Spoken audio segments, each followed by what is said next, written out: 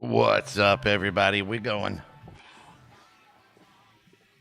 Well, I didn't really make too much improvement. I got a little bit improvement to the CPU. We're running, I think, like 5 to 8% cooler than what we were. That's better, but not where we want to be. I think I'm actually going to sand down my CPU's lid and get it really thin, or just de-lid it altogether and run my cooler directly off the actual die without the protector. I'm a little worried about the second one. Makes it harder to sell, and very easy to fuck up a CPU, like the actual die where the CPU is. It's a teeny little spot on a big CPU. You basically pull all the steel protection and everything off of it. It'd be a first time for me, and these chips aren't cheap.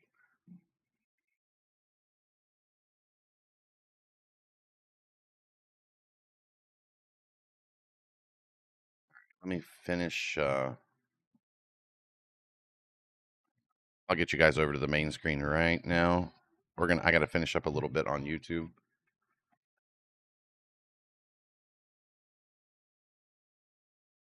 Sent the new ranked cards for next season. Oh, they're already telling us what they are before it's even here.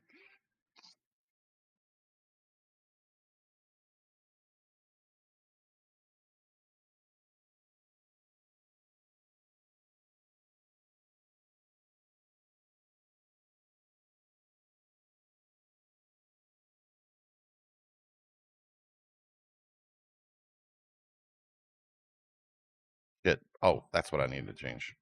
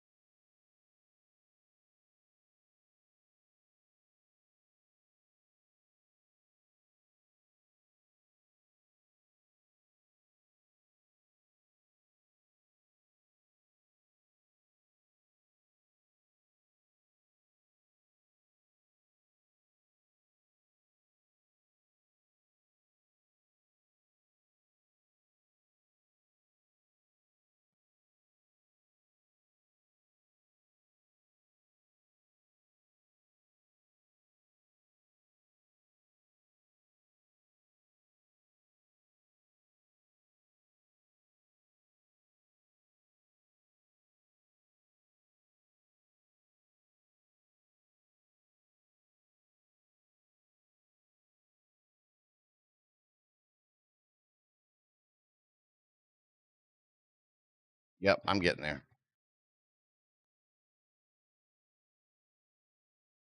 Did my headline work? We get Friday Night Lights in there. Yep. All right, headline's working.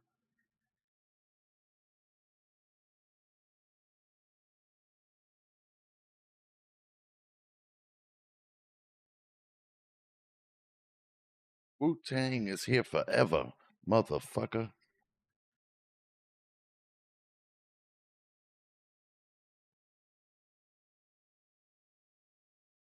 Let's take it back to 79. One sec.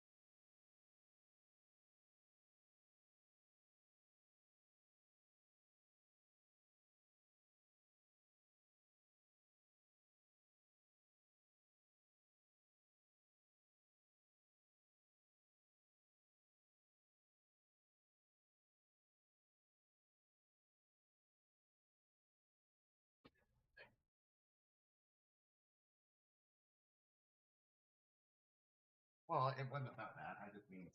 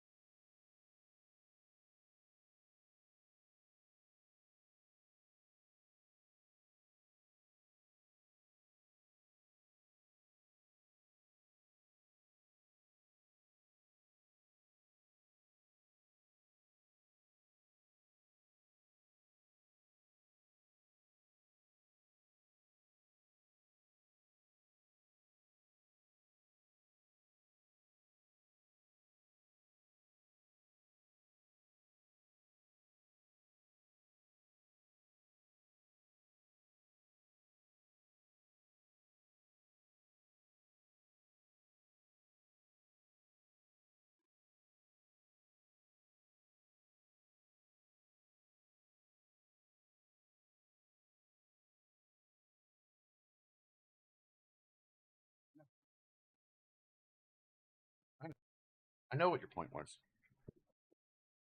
I agree. I always do. I've been saying it the whole time. I mean, not always agree, but usually I do.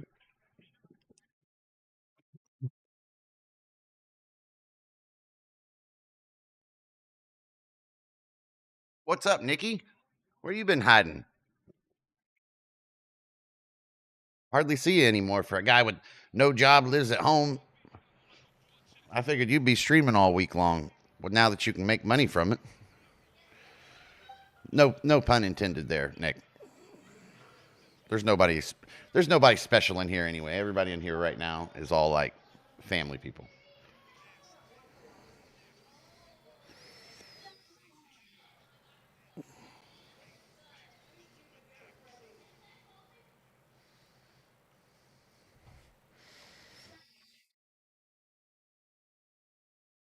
Do you know, Nick? If I hadn't told you this, what's up, Sponge? Do you know that you have almost? Well, last I had looked about a month ago, that you had almost caught up to beast mode and Sponge for watch hours, which seems crazy because I almost never see you anymore. You had. Hang on. Let me show you.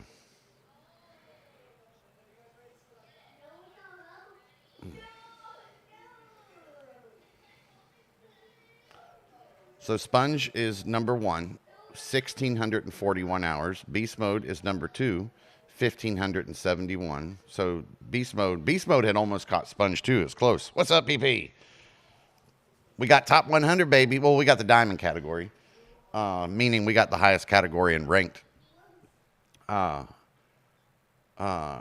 Dirty, his show's 1,100, but actually Dirty is higher than that because where he's a dick trickle and has to have more than one account. Hang on, where is he?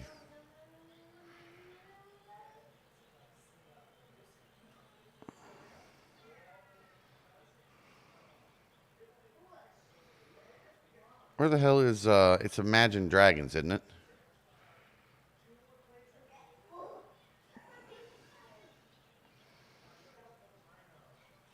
Bama, Cash, iPro, PayPay, Minxie, Sham, Dirty as Crack.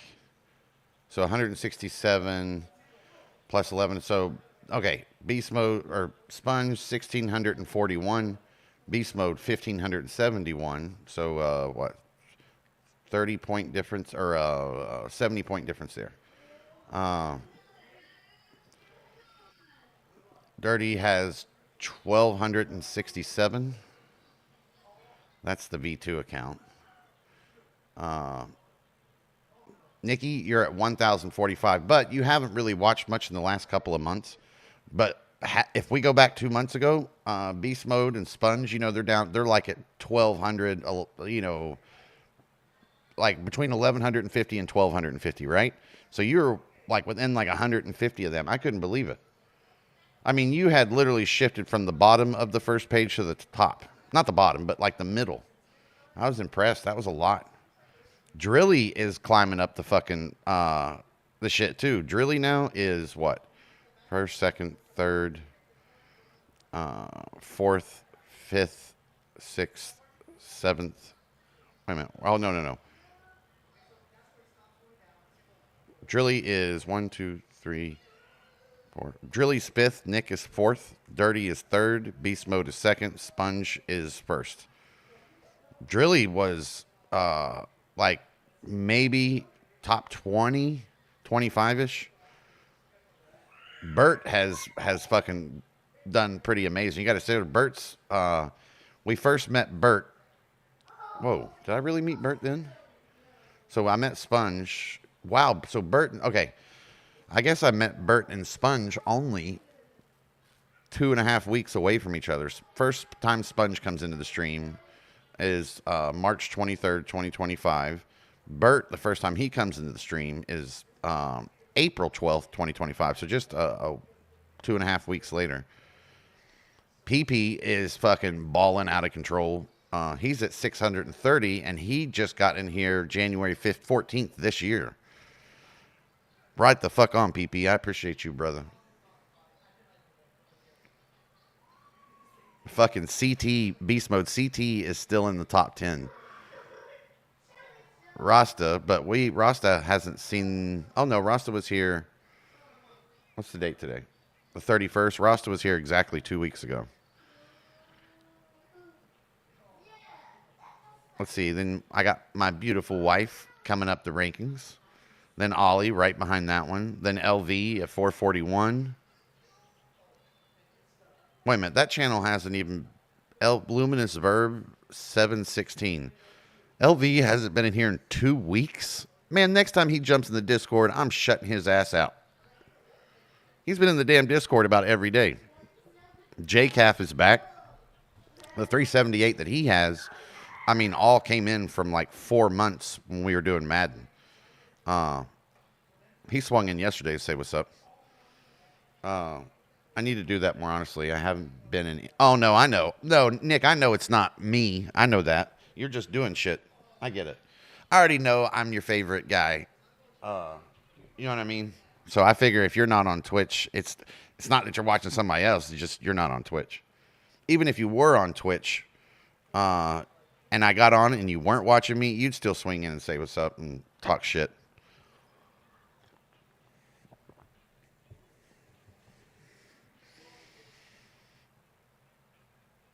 I will. See, Gino's back. He's been swinging in a little bit at odd hours. I'm starting to get some of my football people back. JCAF, Gino,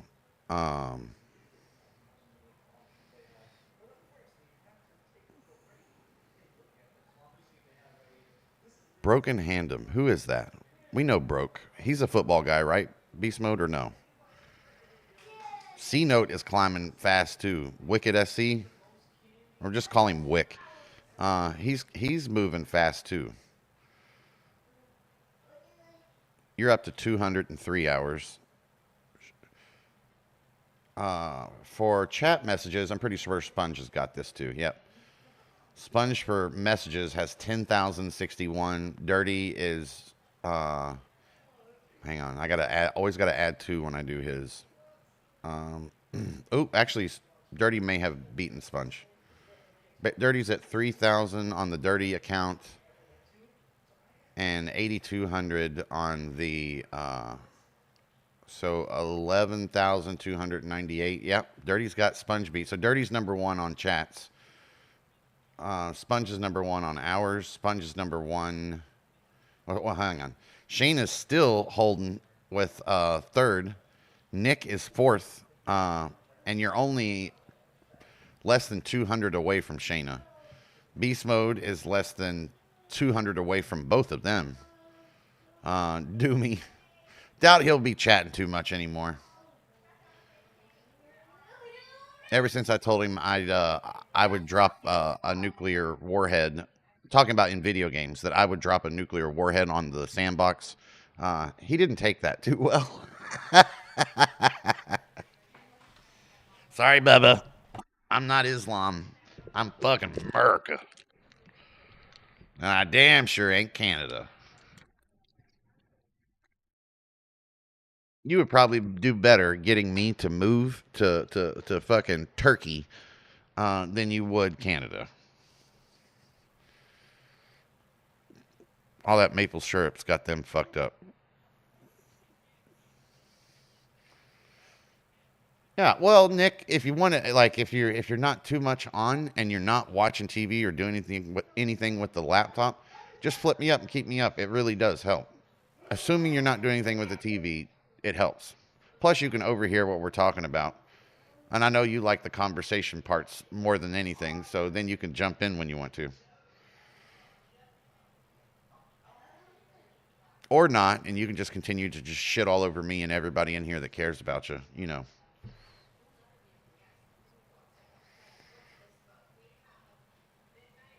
Uh, and my dad just gave me the best business deal. I was showing him these Rockstar trading cards. Rockstar trading cards. You're talking about like music Rockstar cards? I generated on Grok, and he said I should find a way to capitalize and make money off that. You can. Actually, I can. Two ways I already know how to tell you to do that.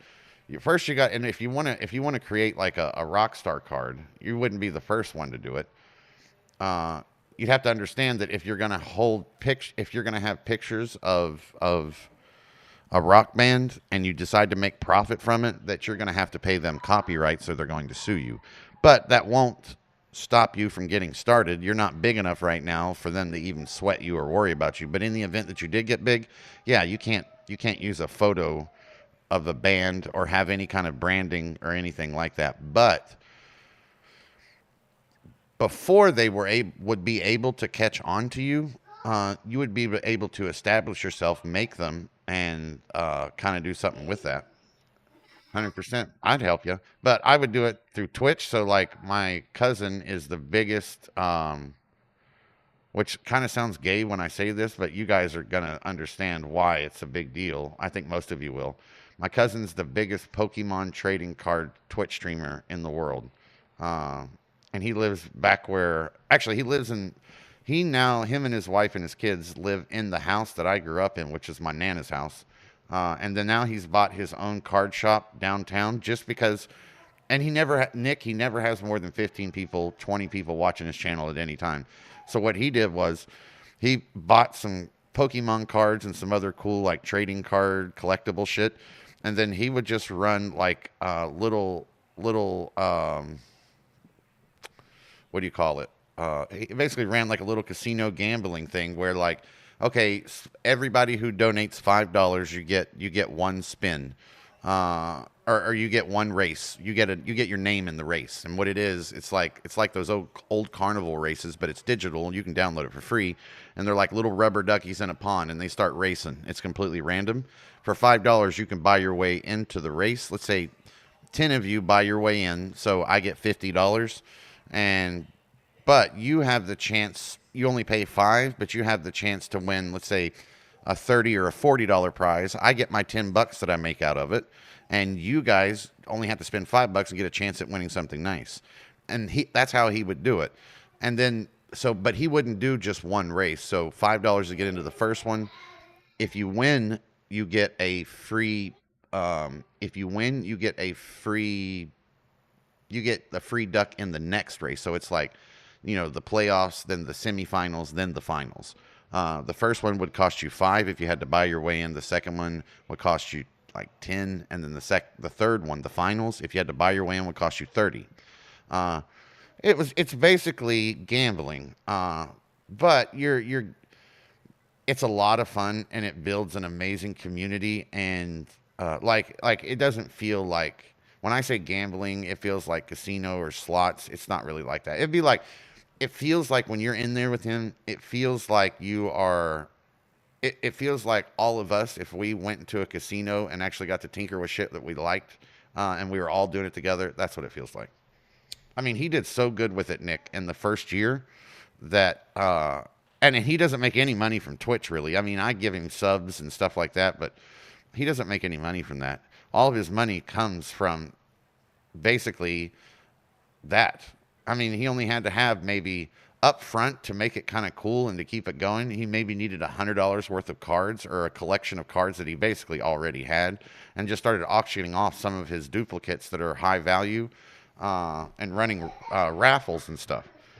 Bro, you can make a fuck. I mean, like I said, he was making over $10,000 doing what he loves, sitting at home, and then he basically put his kids into business. Because the show is called Ryan and Barry's Cards, or Barry and Ryan's Cards. There's so much shit you can do. I could do that here if you guys ever wanted to actually do it, but it's going to take you a little bit to get established. Yeah, you can't. But Nick, you can't use someone's likeness or a band's likeness. You can't use someone's likeness legally without paying them royalty. But nobody's going to be looking to sue you, Nick, with even a couple dozen viewers and making a little money. That's not what they're after. It's when you get big that you'll be drawn to them. And usually when somebody does no, try wait a minute. Oh yeah, try dropped out. Try's banned. Uh he'll be back though. I mean, assuming he wants to come back, but it ain't gonna be right now. Bro, the level of disrespect that Try had, it wasn't like you know what I'm saying? We talk shit to each other all the time. All of us do. But like it wasn't he was talking shit, but it wasn't like the way we do it. It would just be like nobody's even saying jokes or even doing anything, and he would just say something like made to dig at somebody that's not talking to him, has nothing to do with him. He went at LV with it, he went at me with it, and then he kept going at me with it, and I kept warning him with it. And then, then there's the whole thing like in the stream, using insane shit that he shouldn't have been. And then on top of that, based on his hours and how much time you, him, and I played, or think about this year, how many hundreds of hours do you think we have together with Try playing just Battlefield? Just Battlefield. Uh, it's at least a couple hundred hours. I mean, he only has a couple of hundred hours in the stream, and he's been here as long as Nick has. Longer than Beast Mode, Sponge, or any of you guys for the most part. Uh, so he's not even he's not. I'm not getting mad at nobody if they don't have the stream up when they're in the Discord, but I really wish you guys would. And all of the ones that are like my OGs that care, you guys try to. You get it. Like a Discord actually hurts my stream or kills my stream. Uh, that's why you don't hear a lot of people or hear a lot of streamers allowing people to usually do that. Because if you can get in here live with me and talk to me, you know what I mean?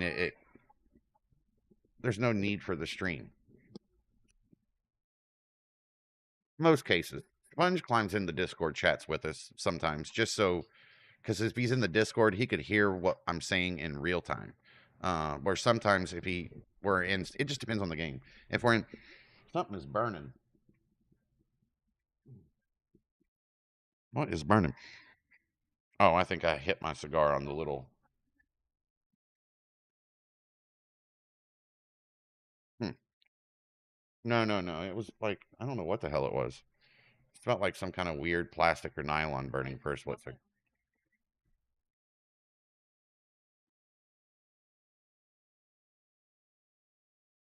Hmm. Okay, hang on, hang on, hang on. But yeah, tries dropping a lot. No, you're good, PP. I know. That's why I was giving you compliments before. Or if you didn't hear me, I was just complimenting you. You've flown way up. I appreciate the shit out of you doing that. I've been leaving you up too when I catch you on. It's just usually you're getting on in the morning, and I start in the evening. But it's if I happen to be like doing my night streams like I tend to do a lot, um, it's actually kind of nice because I can raid straight to you. And then I mean, you get the raid, but you also get me just sitting in there. Uh, I watch you quite a bit too. I watched you on your birthday, the whole time. Well, not the whole thing, but for a few hours. Uh,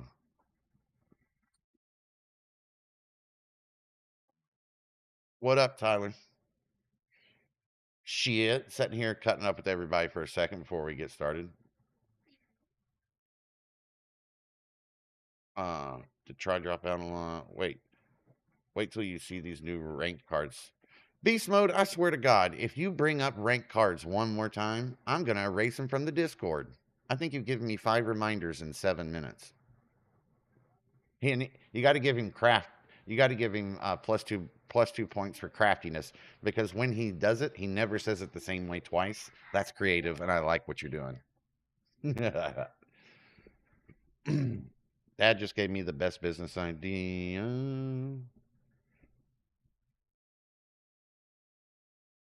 Oh, okay. Yeah, my own custom rock stars. I didn't get that far. You know me. Until I get established and build enough trust to get contact with the brands and Rockstar. I would not look at that as a job, Nick. I would like that's not a job, just so you know. You might not even you're probably thinking that already. That's not a job. That's something you do in your spare time that you can do over a long period of time.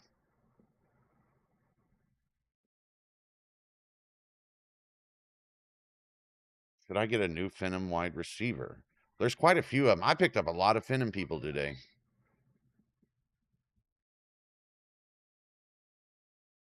Pokemon cards are crazy popular, and for whatever reason, at least on Twitch, there's not a lot of people that do it.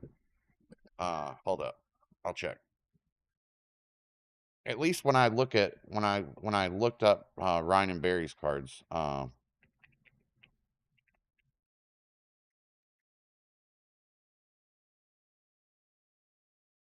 Pokemon trading maybe. Okay, so right now you got 1, 2, 3. Wait a minute, you got 6 people doing it live right now. 64 viewers, 7, 15, 44, 30, 222. So you're not, keep in mind too, it's not about the viewers when you're doing this. It's about you. That's not where you make your money. Uh, Wick, my cousin and my second cousin, I think, I guess, which is his son. I'm not sure how that works, but uh, runs the biggest Pokemon Pokemon trading card Twitch site and TikTok. I don't think he does Kick or YouTube. Um, and Nick was talking about like creating his own Rockstar cards.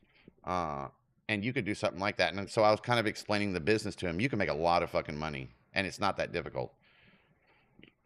Like basically, you need a good stock of cards with some value to them, and you need to probably spend a few $100s in buying new packs, new boxes, and then you basically just run raffles on your live stream. You can do it with anything. You don't have to do it with Pokemon cards. You can do it with football cards, whatever.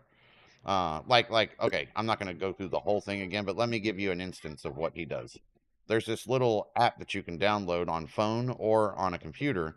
Talking to Wick right now. And it's free. It's a duck race, like almost like you see at the state fair, where they're little rubber duckies. There's like 10 of them, lined up on the left, and then you hit the start button. It's completely random, and then those little ducks start racing from the left side of the screen to the right side of the screen. Whoever hits the finish line on the right side of the screen first is the winner, right? And it's completely random. It's like a random number generator, but you actually have the animation of ducks racing, rubber duckies. So what he'll do is like to get in, he'll charge like it's like sports with the playoffs. It's $5 to get in on the first one. Whoever wins the first one automatically gets into the second one for free. Then you run the second one again, and then whoever wins it gets into the third round for free. The first round is $5, second round is 10, third round is 20. So you're making 200 in the third round, you're making 100 in the second round, and you're making 5 times 50 in the first round, and everybody you have the option to win. You can do it whatever price you want to. I'm just using this for an example. But you can run it, you know, for a $500 value card or $100 value card, or maybe a whole entire new box of Pokemon cards. So you have a chance without spending much money to get something really big. I'm sure you guys have done raffles or played games and shit at fairs and all kinds of stuff. But he makes, in his first year, he was making well over 10,000 cash a month doing that. And this was he started doing it. He started streaming when I started streaming. But now he has his own card shop in downtown Huntington. Like now he's like big. He's the closest thing I have to a biological brother. He's a goofy fucker, but he's you guys would love him. He's so kind. He's hilarious. One of the funniest people you'll ever meet. Um, Pokemon cards what I have in mind because I don't. So for me, this I know your guys' generation. You guys are like a lot of you guys like Pokemon, or even if you don't like Pokemon, you know how big it is. My generation, or at least for me, Pokemon didn't even come around the scene or become big until I was like 15 or 16 years old. You know, so I'm about to drive. I'm chasing chicks. Like Pokemon cards were not the thing in the late 90s, early 2000s. Uh, I mean, they might have been for really young kids, but not for teenagers. You know what I'm saying? So, uh, yeah, I just never got into it. But I am surprised. Like when I was a kid, we collected like football, basketball, cards and baseball cards. That was it. They had other stuff. Like I've still got the original Batman movie cards. I've got the original Ninja Turtle movie cards. I've got uh I'll show someday if you guys ever want to, I'll show you some of my card collection. I've got Jordan rookies. I've got anything you can fucking think of. I've got like 11 7 of the 11 total Peyton Manning rookies, Brady rookies, Luck rookies, Luck autographs. If you want to go into like motocross, Ricky Carmichael, uh, shit, Travis Pastrana. Uh, oh, bro, I like collection stuff. I do the same thing with comics, which he does it too. His show doesn't just do Pokemon cards. Like he ran, I got involved in this one. It's probably been a year and a half ago. He ran a, um, uh, Teenage Mutant Ninja, or I'm sorry, the Teenage Mutant Ninja Turtles, the Eastman and Laird, which is the very first comic book.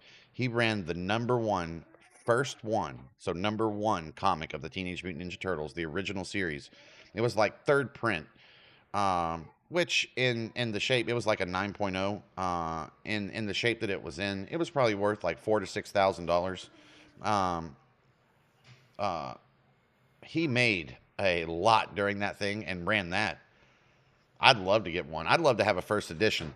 But the reason why you can find first editions, but you'll never find a first edition that's in good order because the very first Teenage Mutant Ninja Turtles comic book was made out of like newspaper, bro, and nobody knew who they were, so everybody threw them away. Like Ninja Turtles took a little while to get big. So yeah, that was like Teenage Mutant Ninja Turtles, the Ghostbusters, uh, fucking Thundercats, GI Joe, uh, uh, uh, Transformers. That was like the shit when I was a kid.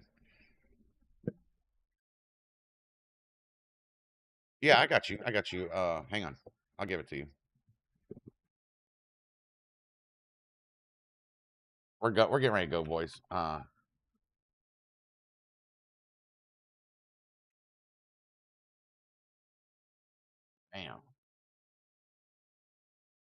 This is him. What's up, Bama? There he is. He lives in the house that I grew up in, which is where he runs where he was running his streams out of. Which is my grandma's house, my nana's house, my nana and papa's house. Uh, wait, what about Pokemon? I did not know you were into Pokemon heavy, but you're not the only one in here, Wick. So is um uh Titanium Wolves, who you see him come in every night. He's huge into it. Like, bro, honestly, you are more than welcome to bring up Pokemon and go into his stream and talk about it. But if he's in here, do not bring up Pokemon. I swear to God, my chat will go faster than when y'all start pulling the slot machines and doing the general question. Like when y'all start playing the games in the chat, it goes faster than that. But I love mentioning Pokemon when I'm in his stream. Uh, and you don't even have to mention it. Just start talking about anything, and somehow for Titanium Bulls, it relates to Pokemon. And oh my God, I got these packs. Let me start opening. And it's like 20 minutes later, he's still talking to me, and it's like I hadn't said anything. Bro, I love wolves. I found some. I'm telling y'all, I found some like cool people this year. Uh, I mean, everybody. I feel like I collect to people that I really like. Um, so like all of you guys, I feel like I've collected you, or we've collected each other. Um, but like this year, we've gotten Chicken Little, PP, who I love. Titanium Wolves, also I love. You guys are completely different than any other streamer I've ever met. You guys are fucking hilarious. I enjoy the shit out of your shows. You're funny people. You make my stream better too. Let me see the dime bag Daryl. All right, hang on. We got to check out Nikki's artwork.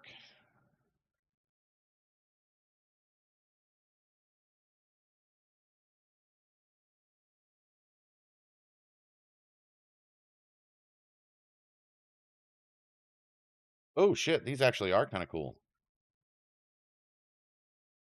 Holy shit, Nick. I did not expect it to be like this.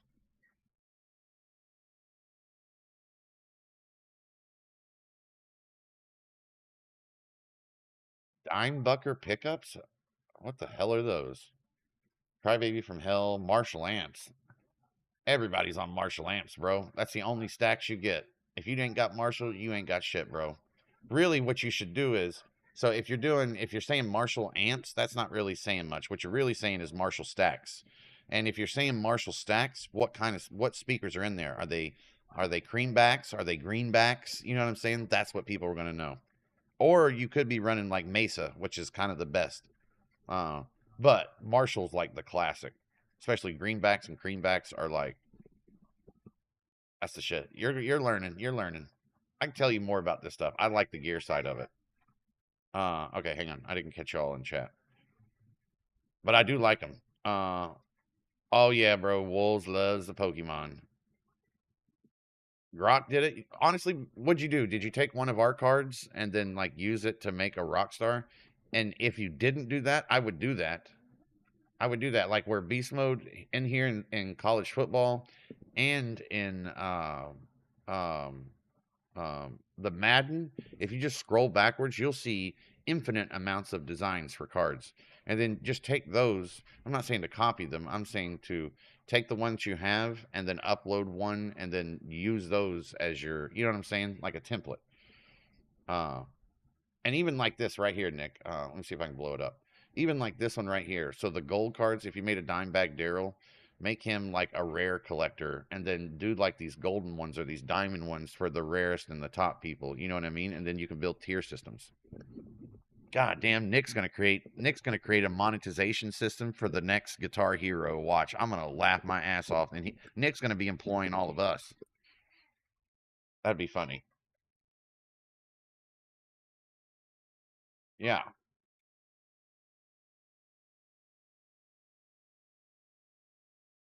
All right, let's get it. All right, so next, who do we got? Who do we got? All right, beast mode. So here we go. Justin Okarakatugataka. Whoa. Sam. I would not recommend getting a Sam or a Will when it comes to these diamond cards, even though this card's pretty sick. Uh, why? Hey, honestly, these are important, you guys. It doesn't matter about their stats or it doesn't matter about the cards or what you're going to get or any of that. Why this matters is because this tells you right here what the highest end cards are going to look like at the end of next season, right?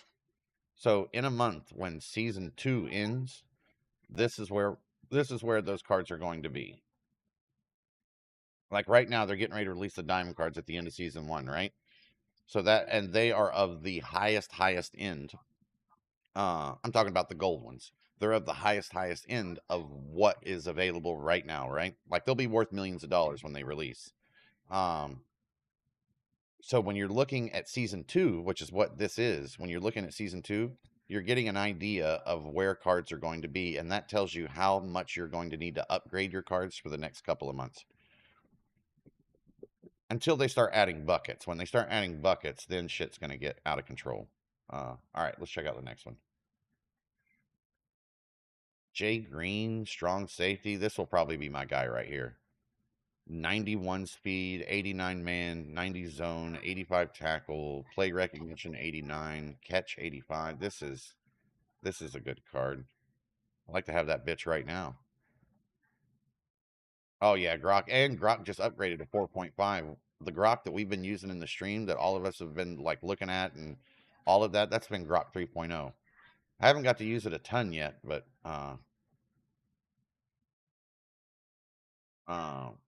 let's see. Elias Williams, tight end. Oh shit. This is where it's hard right here, you guys, is when they release two positions that I'm a big fan of. As you guys know, I'm a huge fan of safeties. I'm a huge fan of tight ends. And you got to think, this is before you apply any other shit to it.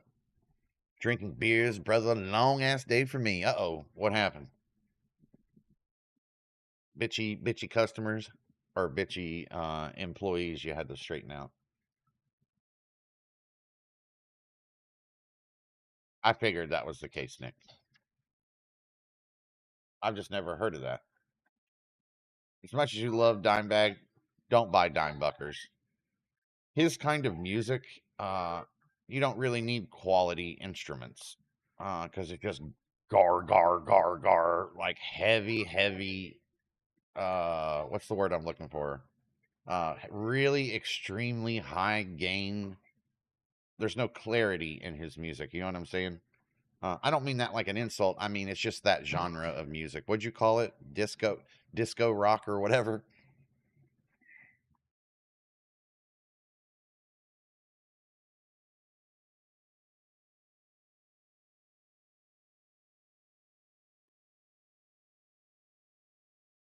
New technician they hired. Oh, you got your greenhorn. Thinks he knows everything, but he don't. Yep, you got you a Gen Z greenhorn is what it sounds like. Even better.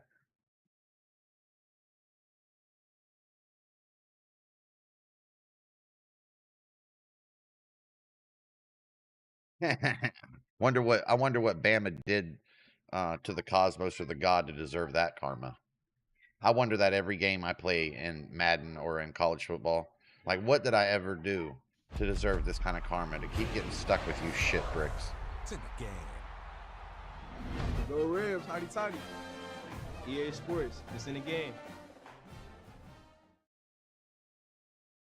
Put them fucking diamond teeth or platinum diamond grills in your mouth, son. Go buy your mama house. Go invest that shit.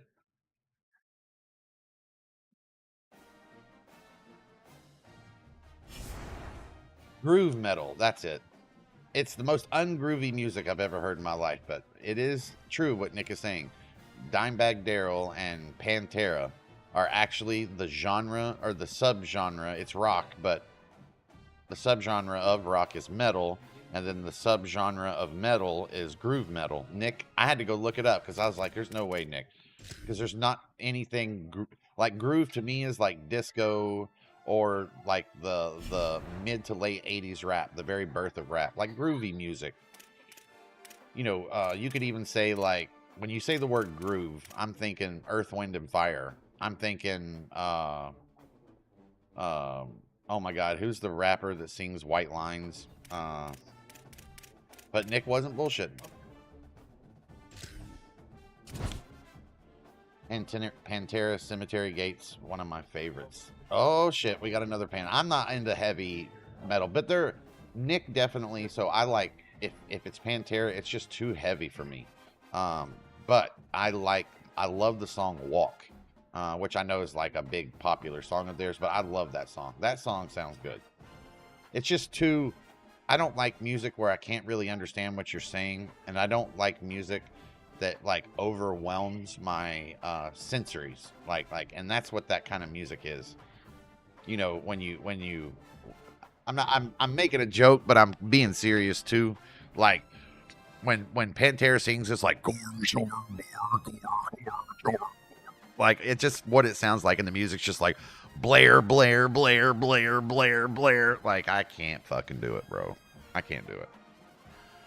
Like, every sensory is like just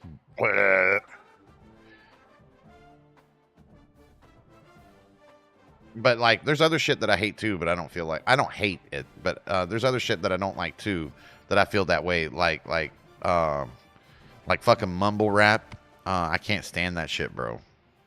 Like, you guys hear when like people mumble on when I'm playing them. You know what I mean? They're trying to talk shit, but they're just mumbling. You know, I always go at that. Not because you're naturally quiet. Like Beast Mode mumbles, but he's just naturally like more quiet. It's not that. It's like Beast Mode doesn't have a confidence problem. These people have a fucking confidence problem. 90s alternative. Ooh, I could. That's it. So that's tough, Mama. In our lifetime, I would probably agree. But if I could do all of rock, bro, that's tough. You're talking, if you go into the 80s, now you're talking AC/DC, Van Halen. I mean, like, oh, fuck, there's so many. And then if you go 70s, now you're talking, like, I mean, all the biggest legends. And if you're doing 60s, now you're doing CCR. Now you're doing Led Zeppelin. Now you're doing Jimi Hendrix. Now you're doing, like, you know what I mean? It's so hard. I would say I'm somewhere.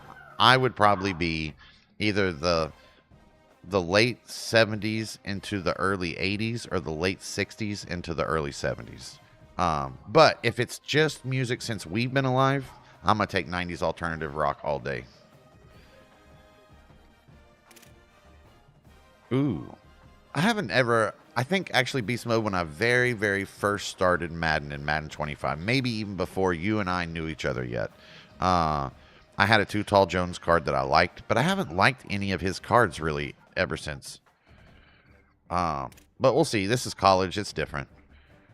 Early Metallica, what I like is thrash. Yeah, you like to have your sensories just blurred into non-existence, which is why, remember when you told me that, I told Nick, I'm like, Nick, we got to expand Nick's portfolio of music. There's no grace. There's no rhythm. It's just blaring, absurdly loud, like, I don't know. Aaron feels the same way I do too. I like if I'm gonna go hardcore, like, or my version of hardcore, like the hardest rock that I can listen to would be like Godsmack, Mudvayne, Korn, old Metallica, you know, Master of Puppets, Ride the Lightning, which to me, I think Metallica might be like the godfather of heavy metal.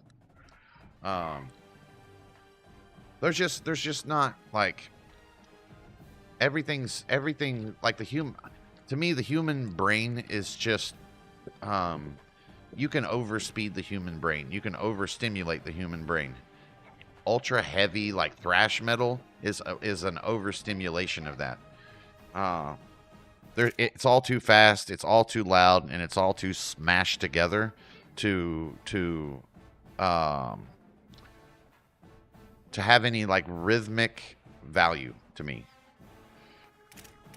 Man, there's so many cards, Drilly. There's so many cards right now, you guys, that you can get for a good deal. These Phenom cards, there's so many of them that you guys need to pick up that should be damn near nothing. Like, you can have, right now, you can have two of the best linemen in the game, or close to it, for under 100,000, and they upgrade to 87s. Thomas Schrader right here. He's an 83 or an 84. But I don't have the upgrade cards to upgrade him to an 87, or he would be an 89. So I think everybody needs to get Thomas Schrader. Well, number one, he's the best left guard there is. Left guard, they haven't given us a left guard in this game yet since the year started. Not a real one. I think the highest one's like an 82. Remember, right here for Thomas Schrader, I've been running, what's his face? Iapani. Hang on. I've been running Iapani. La la la la la. Go to the Phenom Field Pass. Catch me on YouTube. Yeah, I think that's the only pass I didn't get, Beast Mode. I'll get there in a second. Hang on. Yeah, I honestly I feel like I should have. I grabbed the other one. So okay, I grabbed Thomas Schrader today. Um, I added in right guard. So Anthony Donko or whatever it is right here. He's my backup because Nathan is obviously still better. But I added him in. He's an 83, and now he's an 85, and he will also upgrade to an 86.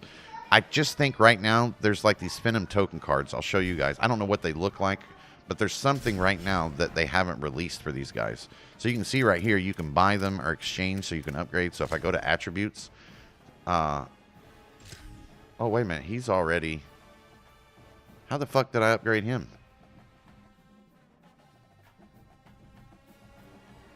That's weird.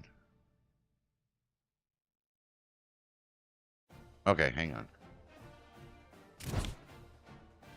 Let me go to, so I know like not all of you guys are gonna be a retard like me and spend money on this stuff.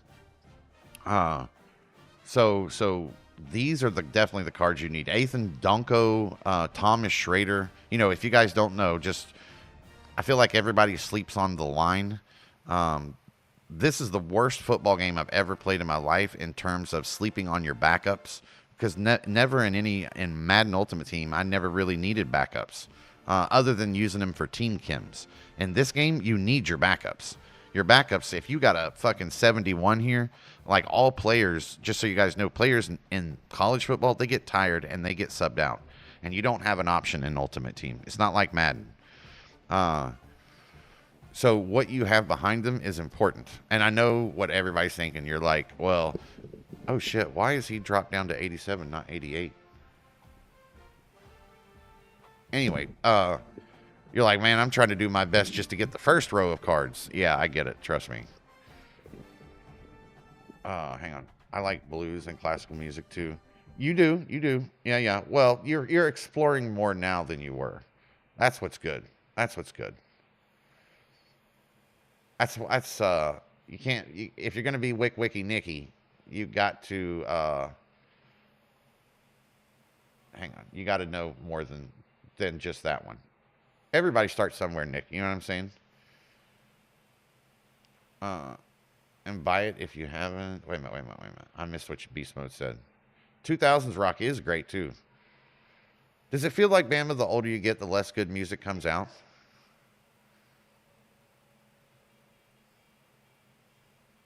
Beast Mode says, go to the Fit and Field. Oh, I gotcha.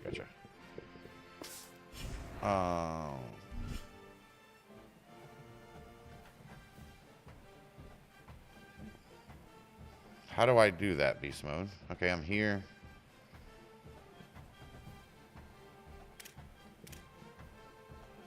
All right, hang on, boys.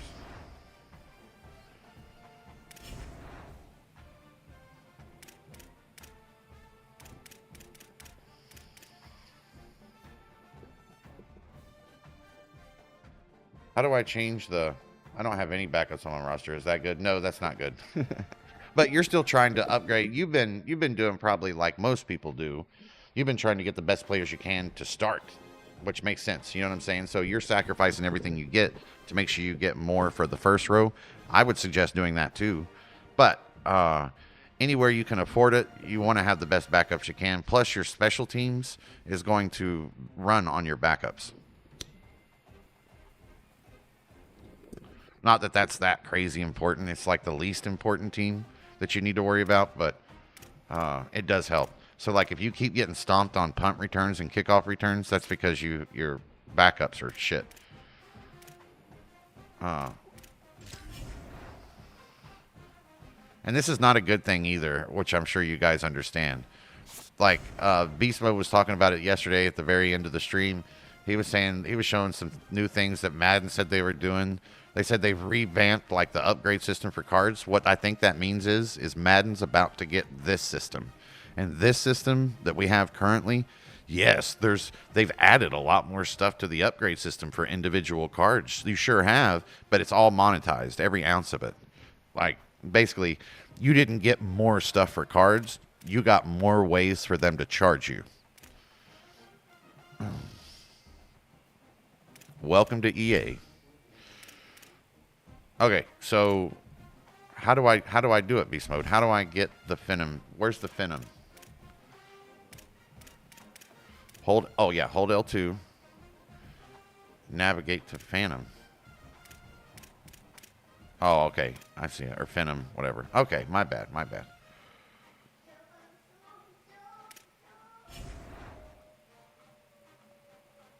I think I already have it, don't I?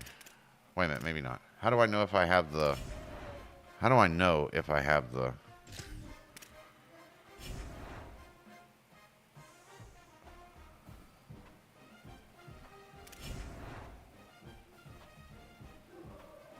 Okay, I'm at Phenoms.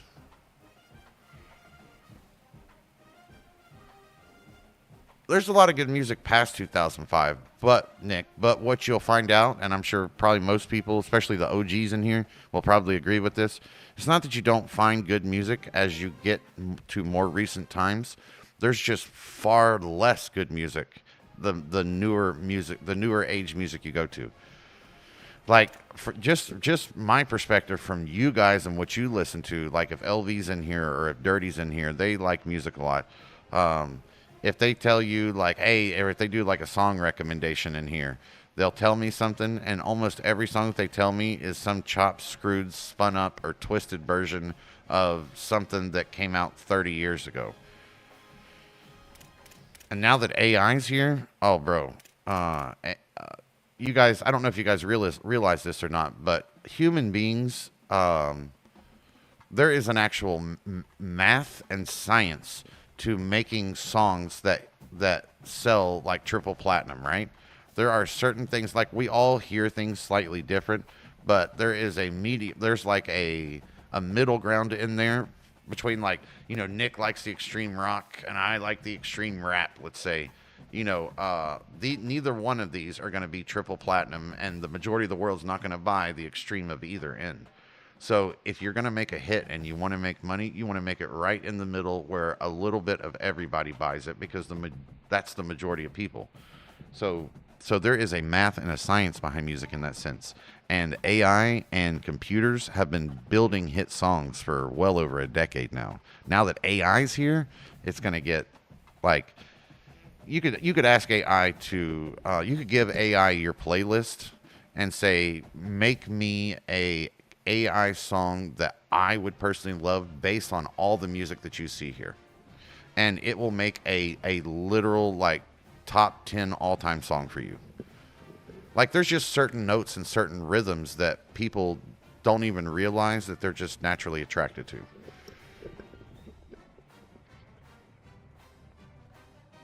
Oh yeah, and 90s. I like 90s rap better, but I still like 2000s too. But the farther you get past the year 2000, the worse it starts getting, like everything. You can, but they don't work as well. But it should be fine for most things if you had to. Kickers aren't very expensive, I don't think. A good kicker is important. A good punter, I just wait. Like, both my kicker and my punter, I just grabbed when, like, I happened to get them knowing that I needed them. The best kicker in the game is Grammatica. You do need a good kicker. But you can also, I'm pretty sure they have those gold cards, Drilly, that don't cost very much, that you can upgrade. And you can get them and, like, re-roll them. And you can get them to where you can get them, like, 90 kick power or whatever. Can I put a punter? Wait a minute. Hits. Oh, damn it, beast mode. Okay. I'm on Phenoms. Hit square. Bam. Beast mode already got it. Okay, so I didn't get it. Wait a minute. Do I already have it? I'm missing it by 25 fucking points. Of course I am.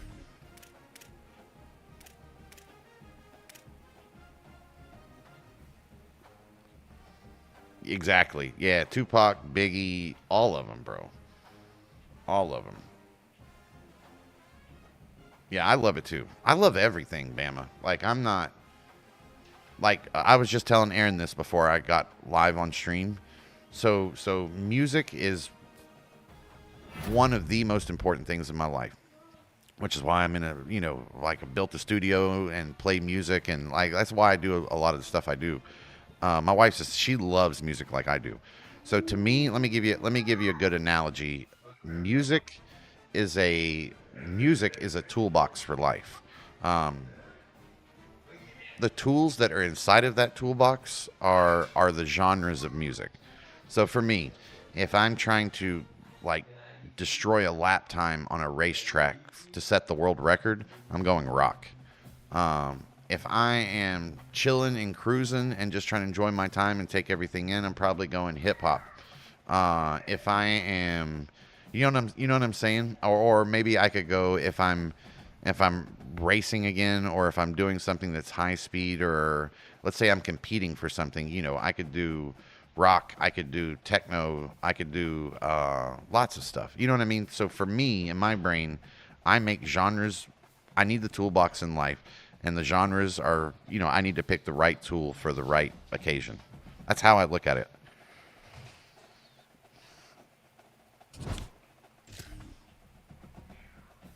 Let's see what it gives you. Ooh, it bumped me up a few levels. That's nice.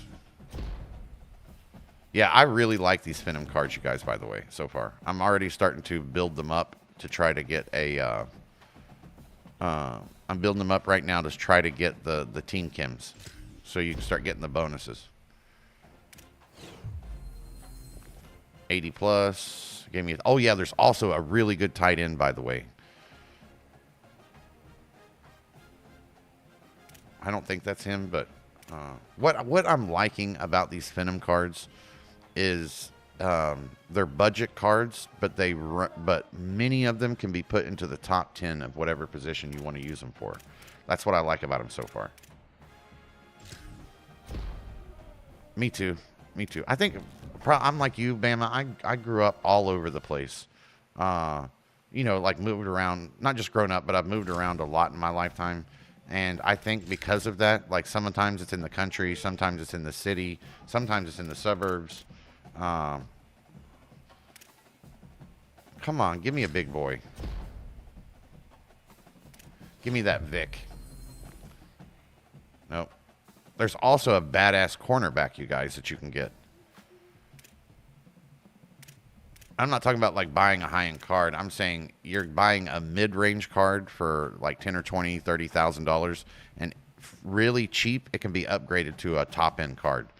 That's what I'm liking Phenom for so far. And they're the coolest looking cards in the game.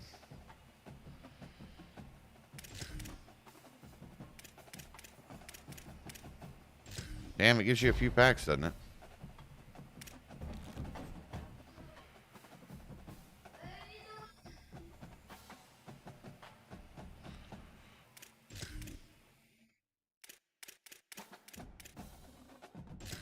$380 pluses. Come on, give me something good. Well, it didn't give me the bare bone, but it didn't bless me either. Colts, baby. Colts. Indianapolis Colts. But historically, that's not always true. I didn't become an Indianapolis Colts fan until after the military. I moved to Indy. It's like 2004, 2005, which is the year that Peyton broke the NFL record for the most powerful offense, for the most touchdowns in a season, for the least interceptions to most touchdowns for a season. Like, it was Edgerrin James, Marvin Harrison, Reggie Wayne, Dallas Clark, Marcus Pollard, fucking Peyton Manning, and then the defense was like Melvin Butler, Bob Sanders, Eraser Bob, Dwight Freeney, Robert Mathis, Gary Brack. Like, it was the 2004 for the Colts was their best star-powered year ever.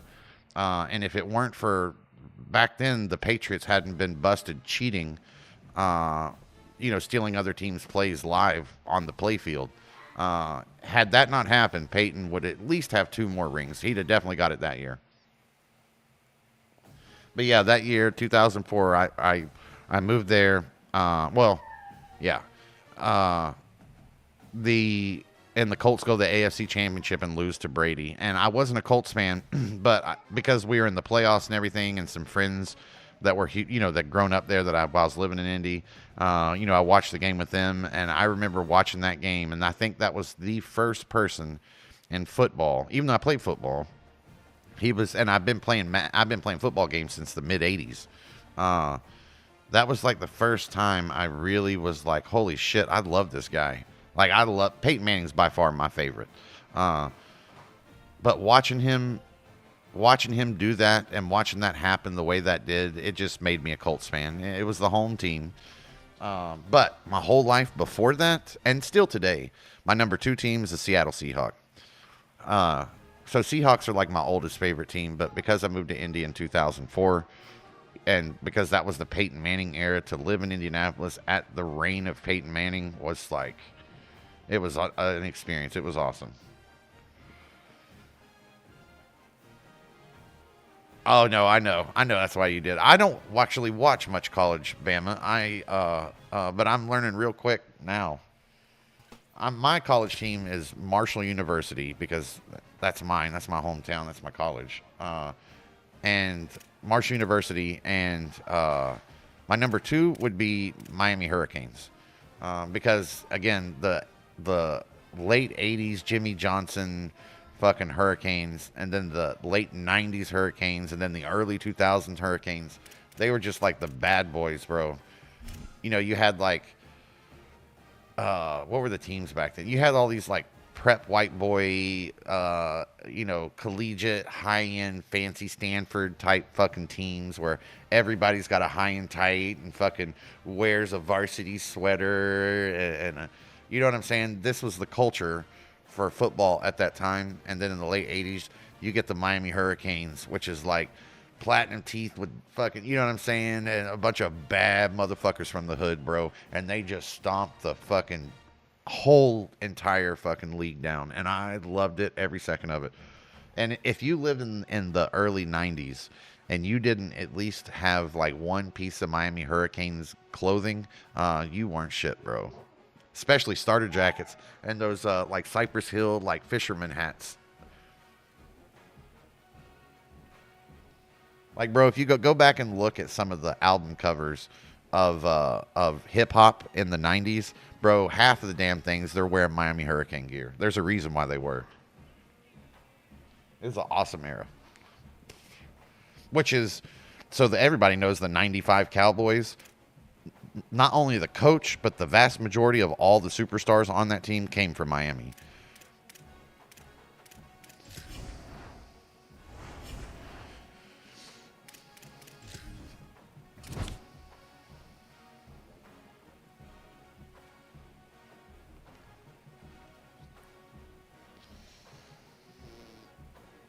I wouldn't guess your NFL team. I feel like I would have known it at one point.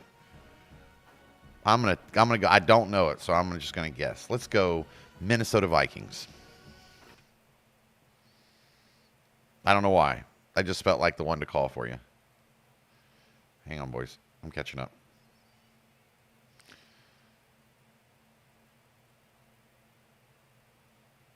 You wouldn't guess my NFL team.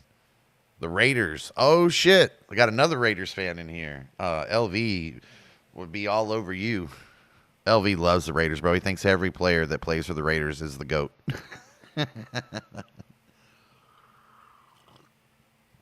Raiders are cool. Raiders are cool. Especially when Al was still alive.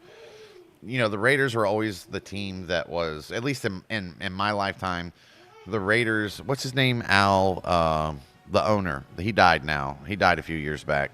And I think his son has it now. Al something. There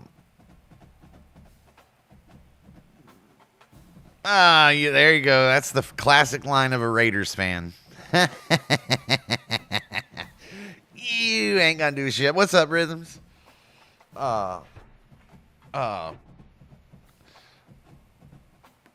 just messing with you. Yeah, you guys lost a top 3 defensive end, didn't you? You lost your boy. You do have a pretty decent running back. What the fuck is the name? What is the name of your owner, Bama? The Raiders owner 10 years ago. He's famous. Anyway, in my generation, Raiders, even if you weren't a Raiders fan, Raiders were always cool. One, because they were known as, like, again, the hard asses, like the crazy, wild, fucking lawless people of the NFL, which I always liked. But two, the owner, fuck, what? Okay, you don't know his name, damn it. Nobody knows his name. What is the owner? Previous owner of Raiders. It's Al something. Al Davis. Okay, Al Davis. Al Davis. Al Davis was a. He had this huge infatuation with, like, physically or athletically gifted people.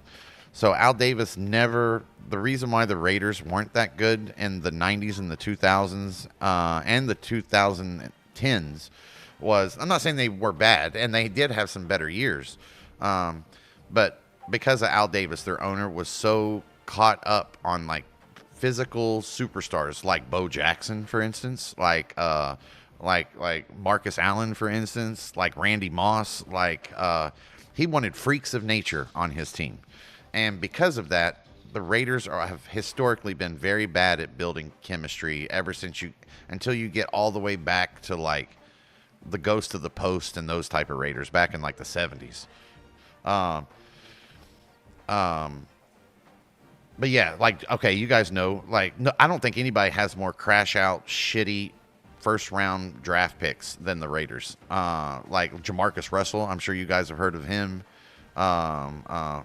Who the fuck else am I missing? What's big wide receiver who actually is pretty good, but because he went to the Raiders. Raiders are kind of a little bit like a curse. And this, I'm talking about before. I don't know the Raiders that well today. I'm talking about before. The Raiders are kind of like a little bit of a curse team like the Browns are. Like, if you go to the Browns as a quarterback, you know your career's over, right?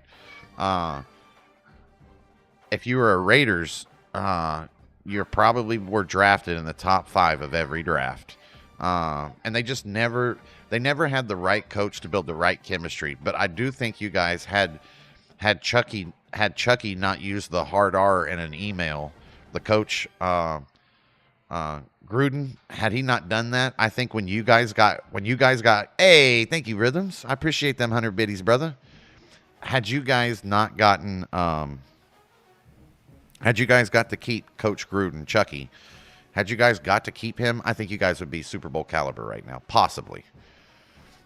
The Raiders have always historically missed, like, you guys fucked up Derek Carr's entire career. Derek Carr would have been a top 5 quarterback right now if he didn't go to the Raiders. But the coaching crew, and this goes back to the general manager and it goes back to the owner. The Raiders are historically terrible at drafting players and considering how much of a team-oriented player they are. They just want the fastest, craziest players they can get. So the Raiders never really gel up and buy into the system. They never fight for each other. They're fighting for themselves type mentality. That's how I've always seen the Raiders. Not to bash on your favorite team. And I'm not bashing. I'm just, like, I'm criticizing. We got Francis Mendoza now, though. Oh, yeah. And Kirk Cousins. Yeah, thank you for Real Rhythms. I appreciate you, brother. Hey, if you guys haven't checked out Rhythms channel, he's another streamer. Not so much lately, but he pretty much streams a bit. Show him some love. Make sure you tip him if he shows his nipples. It's a big deal. Hold up, let me give you a shout out.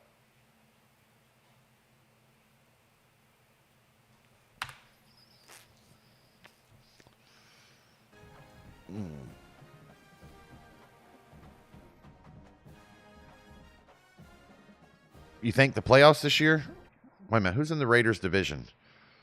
The Raiders, the Dolphins, the Patriots, who just went to the Super Bowl and won. On a fresh team where they're not going to have to cut anybody because nobody expected that. Like, I think actually the Patriots won the Patriots went to the Super Bowl, not only went to the Super Bowl, but they did it on a completely rebuilt all new team. So Meaning, if you guys ever notice, when teams win Super Bowls, they basically have to rebuild after the Super Bowl because they have an overflux of good players playing well. The Patriots and the Seahawks right now are not that. The Patriots and the Seahawks are super dangerous because whoever was drafting for them and whoever was responsible, the coaches were responsible for getting them to gel up, work together, fight for each other, that whole mentality. They were able to do it in world record time, and they are fucking good, and most of the goddamn team is on small contracts. Honestly, I think the Patriots and the Seahawks probably go back to the Super Bowl, or at least are in the championship games. We'll see.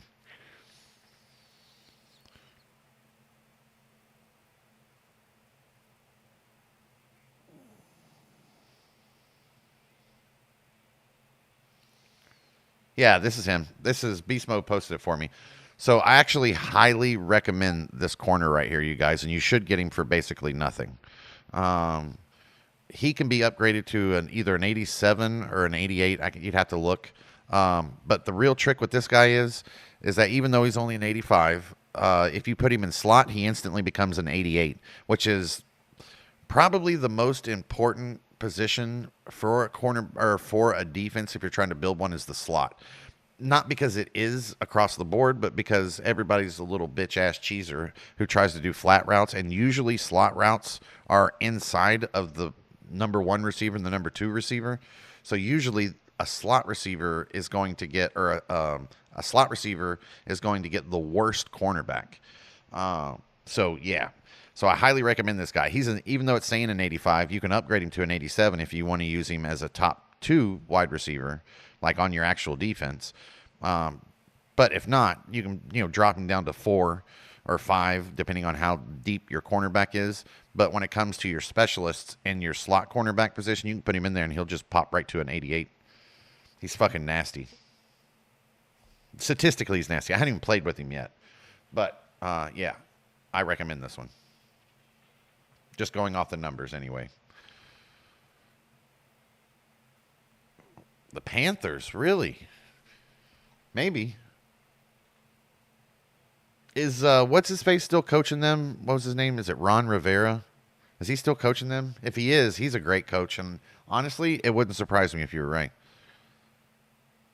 Well, he had a great year 2 years ago. You could make that argument. Max Crosby is a badass. I thought they traded him. I thought he went to the Packers. But maybe I'm wrong. There was talks of it.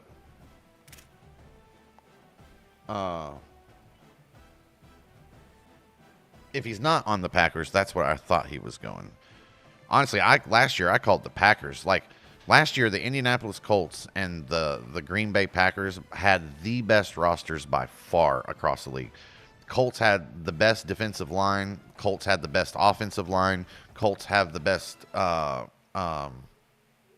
coverage system, meaning their safeties and their corners combined. I mean, the Colts are best offensive line, best defensive line, best secondary, top 3 Mike linebacker, Zaire Franklin. I don't know about their outside linebackers. Let's see. They have the best running back in the league, Jonathan Taylor. And if anybody starts saying Saquon Barkley, you can lick my butthole. Saquon Barkley is a great running back, but he's overrated. Jonathan Taylor is much better than Saquon Barkley, and more consistent. And he's unlike Saquon Barkley. He's playing on a team that can't move the fucking ball. Like, why did the Colts go 7-0 this year? Because of Jonathan Taylor.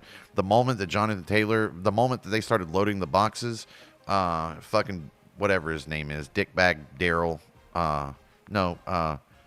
Danny Dimes.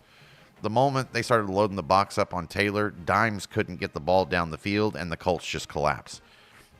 Trust me, I thought that was cool. I was surprised that Danny Dimes was able to do that, kind of be the number 1 quarterback in the league halfway through the season last year. I was surprised at that, as anybody was, but he's not our answer. Honestly, I'd rather keep Anthony Richardson than Danny Dimes, but I think Danny Dimes is a better quarterback. I just, for the same reason the Colts drafted Anthony Richardson, if they can get him to mature and they can get him into that head state, he will be like he has all. He's Jamarcus Russell with Bo Jack. He's Jamarcus Russell size with Jamarcus Russell arm with Bo Jackson speed. Like, bro, if you can mentally, if somebody can get into that kid's head and get him the experience he needs, bro, Anthony Richardson would shred this league. Much better than any of these other quarterbacks. I think because of this is going to be a hot take right here, but I think because of a lot of the DEI and woke stuff in the world, I think that the NFL and all of the coaches have been fooled by the idea of a mobile quarterback, like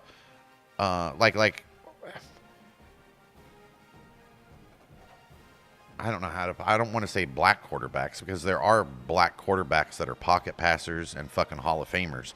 But the majority of black quarterbacks are not. The majority, like the 98 out of 100, are mobile quarterbacks like Mike Vick, like RG3, like, you know what I'm saying? Almost everyone. Kyle, what's his face from Carolina. But anyway, to jump back to the point, what I think is, I think the NFL and all the coaches are starting to figure out the mobile quarterback is just it's not going to work. It's never going to work.